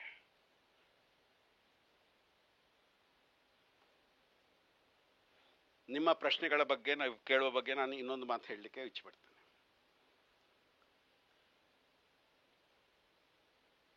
ಈ ವಿಮೆನ್ಸ್ ರಿಸರ್ವೇಷನ್ ಶುರುವಾಗುವಾಗ ಅದರ 5 ವರ್ಷ ನಂತರ ನಾವೊಂದು ಸಮೀಕ್ಷೆ ನಡೆಸಿದ್ವಿ. ದಟ್ ಪಂಚಾಯತಲ್ಲಿ ಏನಾದರೆ ಬದಲಾವಣೆ ಆಗಿದೆಯಾ?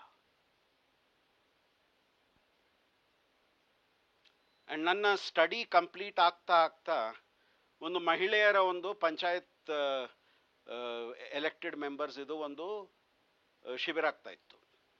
ನನ್ನನ್ನು ಕರೆದ್ರು, ಹಾಗೆ ಹೀಗೆ, ಸರ್ ಬನ್ನಿ ಮಾತಾಡಿ. ಹೋದೆ. ನಾನು ಹೇಳಿದೆ 3 ಫಲಿತಾಂಶಗಳ ಬಗ್ಗೆ ಮಾತಾಡ್ತೇನೆ ನಾನು. ಮೊದಲನೇದು, ಮಹಿಳೆಯರು ಸೇರಿ ಮಹಿಳೆಯರ ಪ್ರೆಸೆನ್ಸ್ ಇಂದ ಒಂದು ಬದಲಾವಣೆ ಆಗಿದೆ. ನಾವು ಪಾಲಿಟಿಕ್ಸ್ ಅಲ್ಲಿ ಹೇಳ್ತೇವೆ ಪಾಲಿಟಿಕ್ಸ್ ಆಫ್ ಪ್ರೆಸೆನ್ಸ್. ಅದೇ ಒಂದು ದೊಡ್ಡ ವಿಷಯ, ಪಾಲಿಟಿಕ್ಸ್ ಆಫ್ ಪ್ರೆಸೆನ್ಸ್. ಅವರು ಆ ಕ್ಷೇತ್ರದಲ್ಲಿ, ಆ ಒಂದು ಕ್ಷೇತ್ರದಲ್ಲಿ ಲೋಕಲ್ ಬಾಡಿಯಲ್ಲಿ ಮೆಂಬರ್ ಆಗೋದು. ನಾವು ಕೆಲವರು ಟೀಕೆ ಮಾಡ್ಬೋದು, ಅವ್ರ ಮೆಂಬರ್ ಅಲ್ಲ, ಅವರ ಗಂಡ ಮೆಂಬರ್, ಅವರ ಮಗ ಮೆಂಬರ್, ಅದು ಬೇರೆ ಪ್ರಶ್ನೆ. ಬಟ್ ಸಮಯದಲ್ಲಿ ಆ ಬದಲಾವಣೆ ಸಾಗ್ತದೆ. ಎರಡನೇ ಬದಲಾವಣೆ, ಮಹಿಳೆ ಇಲ್ಲದಿದ್ರೆ ಆ ವಿಷಯವನ್ನು ಯಾರೂ ಎಚ್ಚತಿಲ್ಲ. ಅಲ್ಲಿ ನಾವು ಕೇಳಿದ್ರು ಒಂದು ಮೇಲೆ, ಸರ್ ಉದಾಹರಣೆ ಕೊಡಿ. ಕೊಟ್ಟೆ. ನಾನು ಒಂದು ಜಿಲ್ಲಾ ಪಂಚಾಯತ್ ಮೀಟಿಂಗಿಗೆ ಹೋಗಿದ್ದೆ. ಅವರಿಗೆ ಒಂದು ಅಮೌಂಟ್ ಬಂದಿತ್ತು ಖರ್ಚು ಮಾಡಲಿಕ್ಕೆ.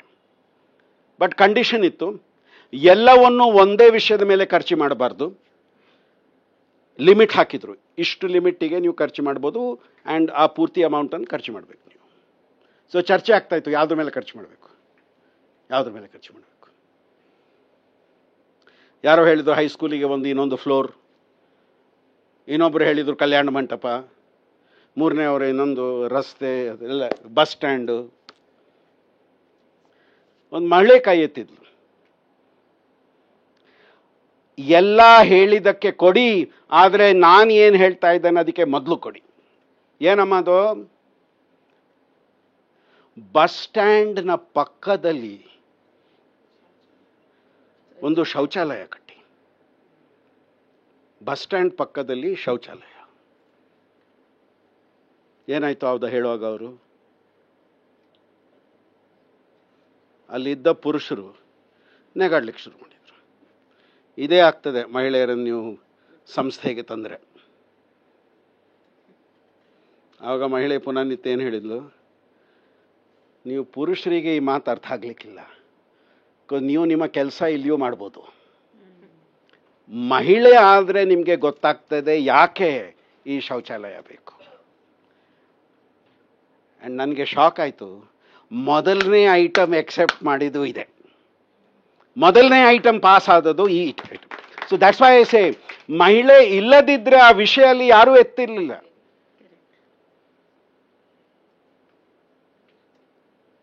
ನಾನೊಂದು ಪರ್ಸನಲ್ ಎಕ್ಸಾಂಪಲ್, ಮತ್ತೆ ಪುನಃ ಅದಕ್ಕೆ ಬರ್ತೇನೆ, personal example ತರ್ಕೊಳ್ತೇನೆ.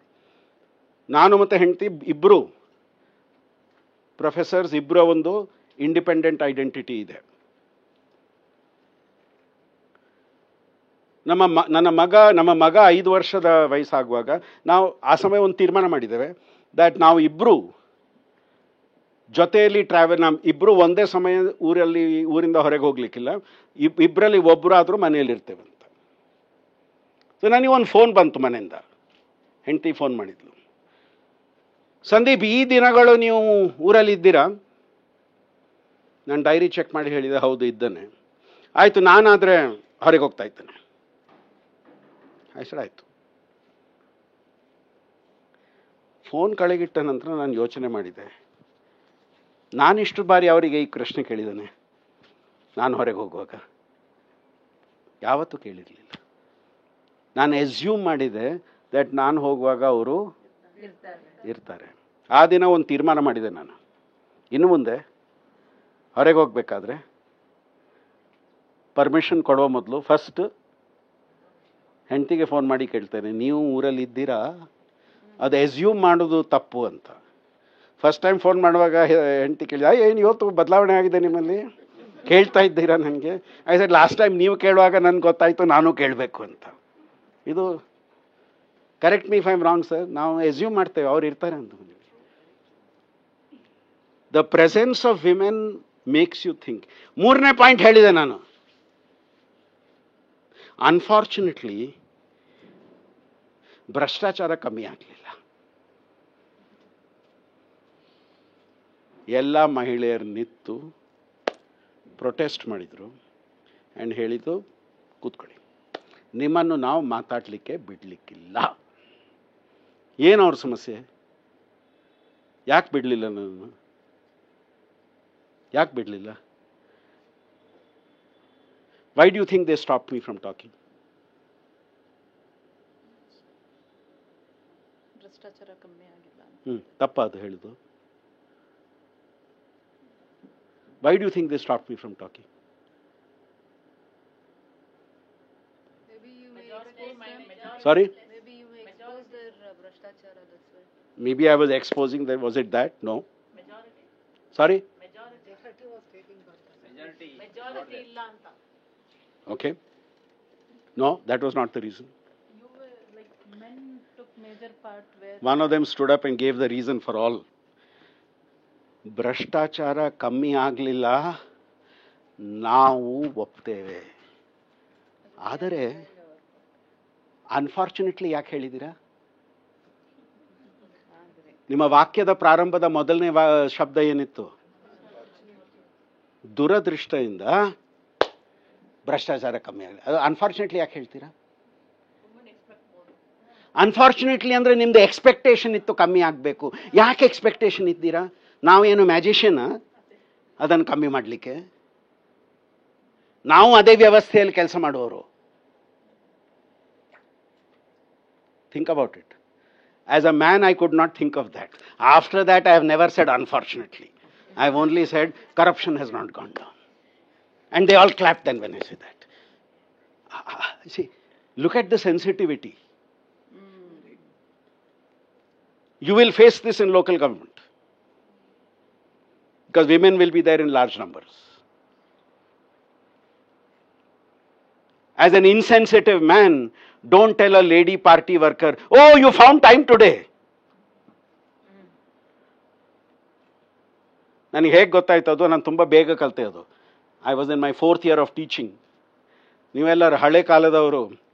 Doordarshan ಇದೊಬ್ಬರು news reader, ಇದು ಹೆಸರು ನಿಮಗೆ ನೆನಪಿರ್ಬೋದು, ವನಮಾಲ ವಿಶ್ವನಾಥ್ ಅಂತ. ಅವ್ರು ನನ್ನ ಕೊಲೀಗ್ ಆಗಿದ್ರು ಯೂನಿವರ್ಸಿಟಿಲಿ. ಅವ್ರು ಇಂಗ್ಲೀಷ್ ಡಿಪಾರ್ಟ್ಮೆಂಟಲ್ಲಿದ್ದೆ, ನಾನು ಪೊಲಿಟಿಕಲ್ ಸೈನ್ಸಲ್ಲಿದ್ದೆ. ನಾವು ಒಂದೇ ಬಸ್ಸಲ್ಲಿ ಹೋಗ್ತಿದ್ದೇವೆ, ಜಯನಗರದಿಂದ ಯೂನಿವರ್ಸಿಟಿ ಬಸ್ಸಿಗೆ ಹೋಗ್ತಿದ್ದೇವೆ ನಾವು. ಮೊದಲು ನಾನು ಹತ್ತಿದ್ದೆ, ಒಬ್ಬರು ಕೊಲೀಗ್ ಹೋಗ್ತಿದ್ದರು, ಮತ್ತು ವನಮಾಲ ಹತ್ತಿದ್ರು. ನಂದು ಮತ್ತು ಒಂದು ಕೊಲೀಗಿದು ಜೋಕೇನು, ವನಮಾಲ ಬಸ್ ಸ್ಟ್ಯಾಂಡಲ್ಲಿದ್ದರೆ ಬಸ್ ಲೇಟ್ ಆಗಿದೆ. ಬಿಕಾಸ್ ಮೋಸ್ಟ್ಲಿ ನಾವು ಬಸ್ಸಲ್ಲಿ ನಿಲ್ಲುವಾಗ ಅವ್ರು ರೋಡ್ ಕ್ರಾಸ್ ಮಾಡ್ತಾಯಿದ್ರು. ಒಂದಿನ ಅವರು ಬಸ್ ಸ್ಟ್ಯಾಂಡಲ್ಲಿ ನಿಂತಿದ್ರು ಆ್ಯಂಡ್ ನಾವು ಲೇಟೂ ಇರಲಿಲ್ಲ. ನಾವು ಮೂವರು ಜೊತೆಯಲ್ಲಿ ಕೂತ್ಕೊಳ್ತಿದ್ದು. She came and sat. ನಾನು ಹೇಳಿಬಿಟ್ಟೆ, ಮೇಡಮ್ ಇವತ್ತು ಬಸ್ ಅರ್ಲಿ ಇಲ್ಲ. ಸಿಟ್ಟು ಬಂತು ಅವರಿಗೆ. ನಿಮಗೆ ಎಲ್ಲ ಅರ್ಥ ಆಗಲಿಕ್ಕಿಲ್ಲ. ಬೆಳಗ್ಗೆ ನಾನು ಎದ್ದು ಗಂಡನನ್ನು ಎಬ್ಬಿಸಬೇಕು, ಮಕ್ಕಳನ್ನು ಎಬ್ಬಿಸಬೇಕು, ಚಹಾ ಮಾಡಬೇಕು, ಬೆಳಗಿದ್ದು ತಿಂಡಿ ಮಾಡಬೇಕು, ಎಲ್ಲರದು ಲಂಚ್ ಬಾಕ್ಸ್ ಮಾಡಬೇಕು, ಮಕ್ಕಳನ್ನು ಕಳಿಸ್ಬೇಕು, ನಾನು ಸ್ನಾನ ಮಾಡಬೇಕು, ಆ್ಯಂಡ್ ಅದೆಲ್ಲ ಮಾಡಿ 8 ಗಂಟೆಗೆ ಬಸ್ ಸ್ಟ್ಯಾಂಡಲ್ಲಿ ಬರಬೇಕಾದ್ರೆ ಅದೇ ಒಂದು ಮಿರಕಲ್. ಆ್ಯಂಡ್ ನೀವಿಲ್ಲಿ ತಮಾಷೆ ಮಾಡ್ತಾ ಇದ್ದೀರ ನನ್ನನ್ನು. ಆ ದಿವಸ ಮರದ ದಿವಸ ವನಮಾಲ ರಸ್ತೆ ಆ ಬಗ್ಗೆ ನಿಂತಿದ್ರು. ನನ್ನ ಕೊಲೀಗ್ ಓಡಿ ಇಳಿದು ಬ್ಯಾಗ್ ತಗೊಂಡು ಬಂದ ಹೊರಟಿಗಳಿಗೆ. ಸ್ಟೂಡೆಂಟ್ಸ್ ನಮಗೆ ಹೇಳಿದರು, sir, we learned how to deal with social issues by looking at the 3 of you. ನಿಮ್ಮ 3 ಜನರನ್ನು ನೋಡಿ ನಮ್ಗೆ ಗೊತ್ತಾಯಿತು ನಮ್ಮ ಸಮಾಜದಲ್ಲಿ ನಮ್ಮ ವ್ಯವಹಾರ ಜನರೊಟ್ಟಿಗೆ ಹೇಗಿರಬೇಕು ಅಂತ. You will find this at the local level, and can you relate to that? Any questions at this stage before I go to the last part of what I want to say? How much time do you have more, sir? Sorry? 5 minutes more. Any other point that anybody would like to raise? I'm going to raise 3 more points. I'm going to leave the PowerPoint with Manjunath already has it, Sharath already has it. So you can take it from them. I'm raising 3 questions, which is my last question. 3 ಪ್ರಶ್ನೆಗಳಿಲ್ಲಿ.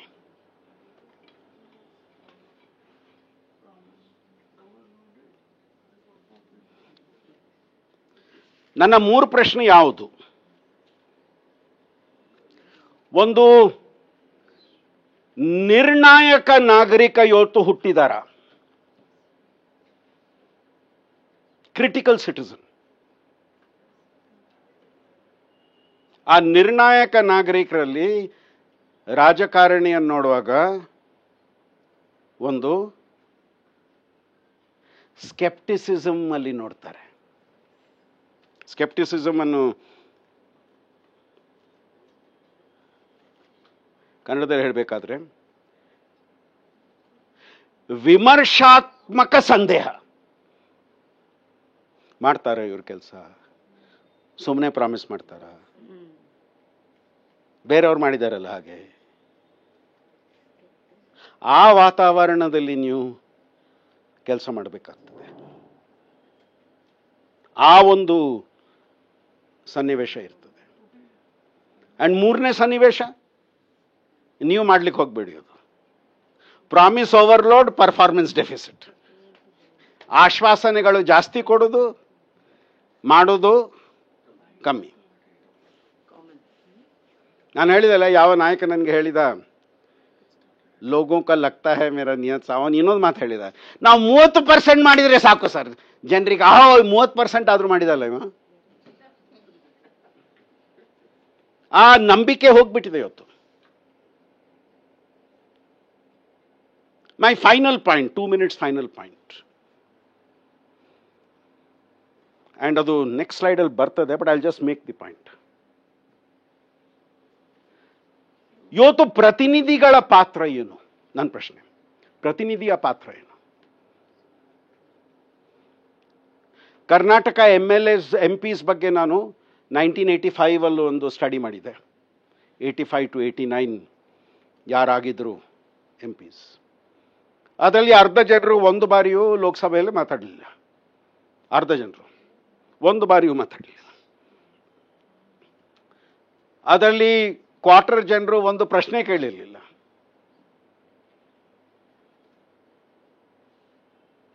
So ನಾನು ಪ್ರಶ್ನೆ ಕೇಳಿದೆ, ಇವರು ನಮ್ಮ ಪ್ರತಿನಿಧಿಗಳ ಅಂತ. ಆವಾಗ ಒಬ್ಬ ಹೇಳಿದ, ನೀನು ಜಾಸ್ತಿ ಮಾತಾಡಿದ್ರೆ ನಾನು ಕೇಸ್ ಹಾಕ್ತೇನೆ. ಯಾರು ಹೇಳಿದ್ರು ನಮ್ಮ ಪಾತ್ರ ಲೋಕಸಭೆಯಲ್ಲಿ ಮಾತಾಡಬೇಕು ಅಂತ? ನನ್ನ ಪಾತ್ರ ಜನರ ಕೆಲಸ ಮಾಡಿಸೋದು. ಅದಕ್ಕೆ ನಾನು ಚುನಾವಣೆಯಲ್ಲಿ ಪುನಃ ಗೆದ್ದು ಬರ್ತೇನೆ. ಜನರು ನನಗೆ ಲೋಕಸಭೆಯಲ್ಲಿ ಸ್ಪೀಚ್ ಕೊಟ್ಟೆ ಆ ಕಾರಣಕ್ಕೆ ವೋಟ್ ಹಾಕೋದಿಲ್ಲ. ನಾನು ಜನರ ಕೆಲಸ ಮಾಡಿದ್ದೇನಾ ಅಂತ ವೋಟ್ ಹಾಕ್ತಾರೆ. ಬಟ್ ಅದಕ್ಕೆ ಪ್ರತಿಕ್ರಿಯೆ ಒಬ್ರು ಕೊಟ್ಟರು, ನೀವು ಪಾರ್ಟಿ ವರ್ಕರ್ ಆಗಿ ಕೆಲಸ ಮಾಡಬಹುದಲ್ಲ, MP ಕಳಿಸೋದಾದ್ರೆ ಬೇರೆ ಕಾರಣಕ್ಕೆ ಕಳಿಸ್ತಾ ಇದ್ದೇವೆ ನಾವು. ನಿಮ್ಮನ್ನು ಲೋಕಲ್ ಬಾಡಿಯಲ್ಲಿ ಎಲೆಕ್ಟ್ ಮಾಡ್ತಾ ಇದ್ರೆ ಅಲ್ಲಿ ಕೆಲಸ ಮಾಡಲಿಕ್ಕೆ, ಹೊರಗೆ ಕೆಲಸ ಮಾಡೋದು ಬೇರೆ ಪ್ರಶ್ನೆ. ಸೊ ನಾನು ಪ್ರಶ್ನೆ ಕೇಳೋದು ಇಷ್ಟೇ, are elected representatives changing the perception about the roles? ನಮ್ಮ ಪಾತ್ರ ಯಾವ ಸಭೆಗೆ ನೀವು ಕಳಿಸ್ತಾ ಇದ್ದೀರಾ ಅಲ್ಲಿ ಮಾತಾಡೋದಲ್ಲ. ನಮ್ಮ ಪಾತ್ರ ಜನರ ಕೆಲಸಗಳನ್ನು ಮಾಡೋದು. ಆ್ಯಂಡ್ ಅದು ಸಭೆ ಒಳಗೆ ಮಾತ್ರ ಅಲ್ಲ. ಲಾಸ್ಟ್ ಎಕ್ಸಾಂಪಲ್ ಫಾರ್ ದ್ಯಾಟ್, ಇಂಥ ಒಂದು ಸಭೆಯಲ್ಲಿ ಮಾತಾಡ್ತಾ ಇದ್ದೆ ನಾನು. MLA ಇದ್ದ ಒಬ್ಬ. ನಾನು ಹೇಳಿದೆ, ಇವತ್ತು 2ನೇ ಕಪ್ಪು ಹಣ ಜಾಸ್ತಿ ಆಗ್ತಾ ಇದೆ.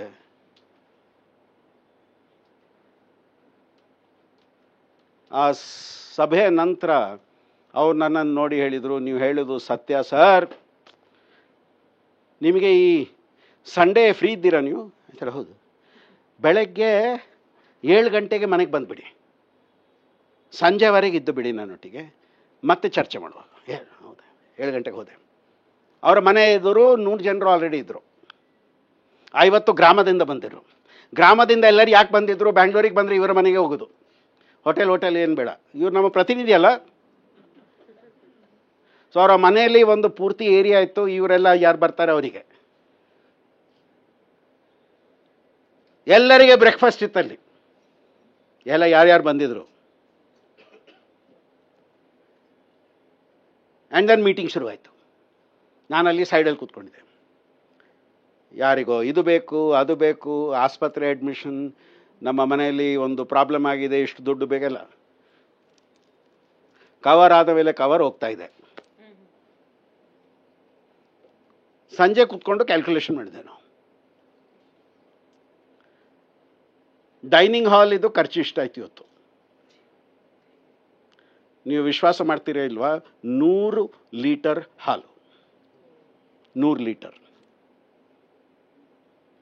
ಪೂರ್ತಿ ಖರ್ಚು ಡೈನಿಂಗ್ ಹಾಲ್ ಇದು.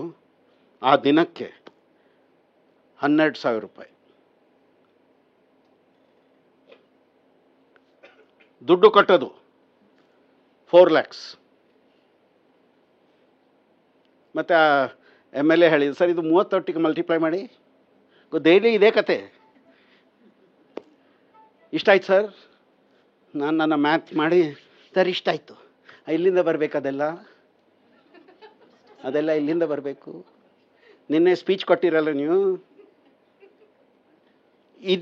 ಇದು ನೀವು ಪ್ರತಿ ತಿಂಗಳು ನನಗೆ ಮುಟ್ಟಿಸಿ, ನಾನು ಏನು ಬೇರೆ ಮಾಡಲಿಕ್ಕಿಲ್ಲ. ಭ್ರಷ್ಟಾಚಾರ.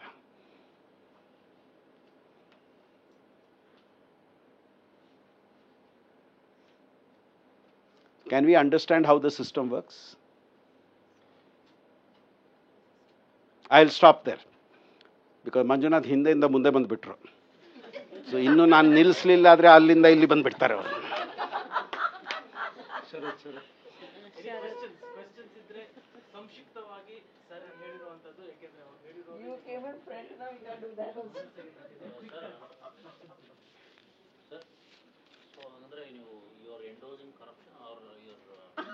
Sorry. You're endorsing corruption and you're I am not. I am saying we have to find a solution to that. But We should be more realistic in what we pay people. so ಇಲ್ಲಿ ಏನಾಗ್ತಾ ಇದೆ ಅಂದ್ರೆ, though is trying to convincing you, I was not convinced, but ಅಲ್ಲ, I was saying we both have to search for a process. called you to convincing. But ಇಲ್ಲಿ ಏನಾಗ್ತದೆ, maybe is giving 4 lakhs, but corruption is at crores. I agree with you. 4 lakhs per day, I am saying. So corruption Multiply 4 lakhs per day into a month, it is 1.2 crores. Multiply that by 12, it is 12 crores. Multiply that by ಇದು camera off ಮಾಡಿ sir. Multiply that by 224. What is the number you are getting? I am not for a moment am I justifying it. I condemn it. But you are getting into the field. You need to understand the reality in the ground. if things are streamlined, you need not give Right. So, but then who will bell the cat? Who will start the process? Where do you start the process? You see, You can't ask the person. last point. Sir, it's also the transparency of the work that you're carrying out. That's Right. not being done, which is why you Right, need to do this. right. I have at least 40-50 students who are IAS and IPS officers. I called one of them to my institution to speak. And one of my students asked him a mischievous question. She said, "Sir, Professor told us that you are a very honest officer." He stopped her. "Professor didn't tell you. I am actually a very honest officer." And then he said, "We are in a world where not only do I have to be convinced that I am honest, I have to..." And then he said, "Corruption stares me at every corner and tells me this is not corruption. It stares me at every corner and tells me it is not corruption." But I think of three people: my mother, and because I was sitting there, maybe my teachers and my children. Tomorrow, if my name comes in the paper, can I face these three people? And then I remain honest. I have a rule. I have been vice chancellor, pro vice chancellor. I have had, when I was a hostel warden in 1984, imagine 84, I had an opportunity to take 20 lakhs. 84. 20 lakhs. As a hostel warden. And I didn't do that. That person brought free clothes for me. Marks and Spencer. That time it was not available in India. I gave it back. Some people told me, "You're so foolish of you." But because I did that in 84, I can today look at everybody's eye in 2024. When I was pro vice chancellor, I had made a rule: nobody can give me a gift. Even on Diwali. Nobody can give me a gift. I will not accept a gift. I will attend a student's party only if I will contribute to it. Sir, what, sir? I said, no. When I became vice chancellor in North India, Diwali, they started coming. "Sir, ye Diwali ke liye, sir." I took a decision. Microwave cannot be Diwali gift. This cannot be, air conditioner cannot be Diwali gift. Sweet box can be Diwali gift. But I am going to give you back a bigger Diwali gift. If you gave me a gift of 1 kilo sweets, I will give you a gift of 2 kilo sweets. So who has no burden of proof on me? Tomorrow when you come asking me something, I don't need to worry that you gave me 1 box sweet system. I gave you 2 boxes. Am I old-fashioned? I don't know. I accepted but gave double back. Otherwise I won't. You give me 1 box, I'll give you 2 boxes. So tomorrow you have to think before asking me anything. Because the burden, who is the burden on now? Now.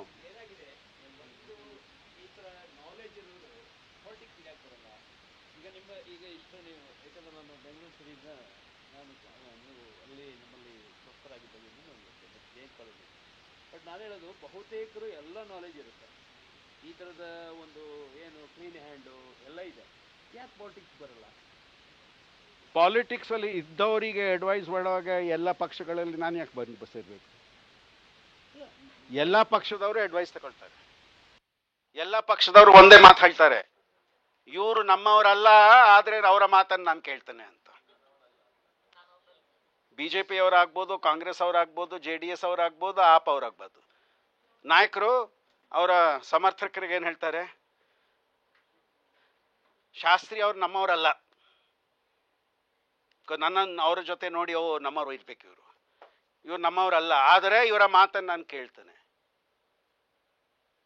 ಎಲ್ಲ ಪಕ್ಷದವ್ರು ಮಾಡ್ತಾರೆ ಅದು. So ನಾನು ಯಾಕೆ ಪ್ರವೇಶ ಮಾಡಬೇಕು ಅವಾಗ? Can I be a and ಯಾರು ನನ್ನ ಹತ್ರ ಬರ್ತಾರೆ, I tell them, if I hear one thing wrong that you do, I am going to stop coming to you. ಒಂದು ತಪ್ಪು ಏನಾದ್ರೆ ಪ್ರೂವ್ ಆದ್ರೆ ನಾಳೆಯಿಂದ ನೀವು ನನಗೆ ಫೋನ್ ಮಾಡ್ಲಿಕ್ಕೆ ಹೋಗ್ಬೇಡಿ. But sir, with people like you as advisors and consultants, we shouldn't be having corruption at all.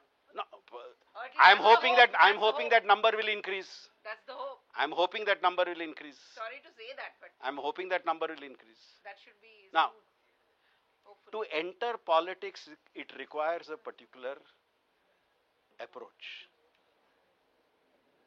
ರಾಜಕೀಯವನ್ನು ಓದಿದನ್ನು ಅರ್ಥ ಮಾಡಿಕೊಂಡ ಕಾರಣಕ್ಕೆ ಪ್ರವೇಶ ಮಾಡಲಿಕ್ಕೆ ಸಾಧ್ಯ ಇಲ್ಲ. ಪ್ರವೇಶ ಮಾಡಲಿಕ್ಕೆ ಬೇರೆ ಗುಣಗಳು ಬೇಕಾಗ್ತವೆ. ನಾನು ತಪ್ಪು ರೀತಿಯಲ್ಲಿ ಹೇಳ್ತಾ ಇಲ್ಲ ಅದು ನಾನು ಆ ಅರ್ಹತೆ ನಾನು ಹೇಳ್ತಾನೆ ನನ್ನಲ್ಲಿಲ್ಲ. ನನ್ನ ಒಂದು ಸಿದ್ಧಾಂತ ಏನು, ಸತ್ಯ ಏನಿದೆ ಅದನ್ನು ಹೇಳೋದು, ಅದನ್ನು ಮುಚ್ಚುಮರಿ ಮಾಡಿ ಇನ್ನೊಂದು ರೂಪದಲ್ಲಿ ಹೇಳುವ ಒಂದು ನನಗೆ ಸಾಮರ್ಥ್ಯ ಇಲ್ಲ. ಆ ಸಾಮರ್ಥ್ಯ ಬೇಕು ನಿಮಗೆ. So maybe psychologically I am not suited to enter politics. I am suited more to explain politics. That's why I tell my friend always, you are a great intellectual, but in politics you have, because you have to compromise on principles, you have not been able to do much. We'll stop there.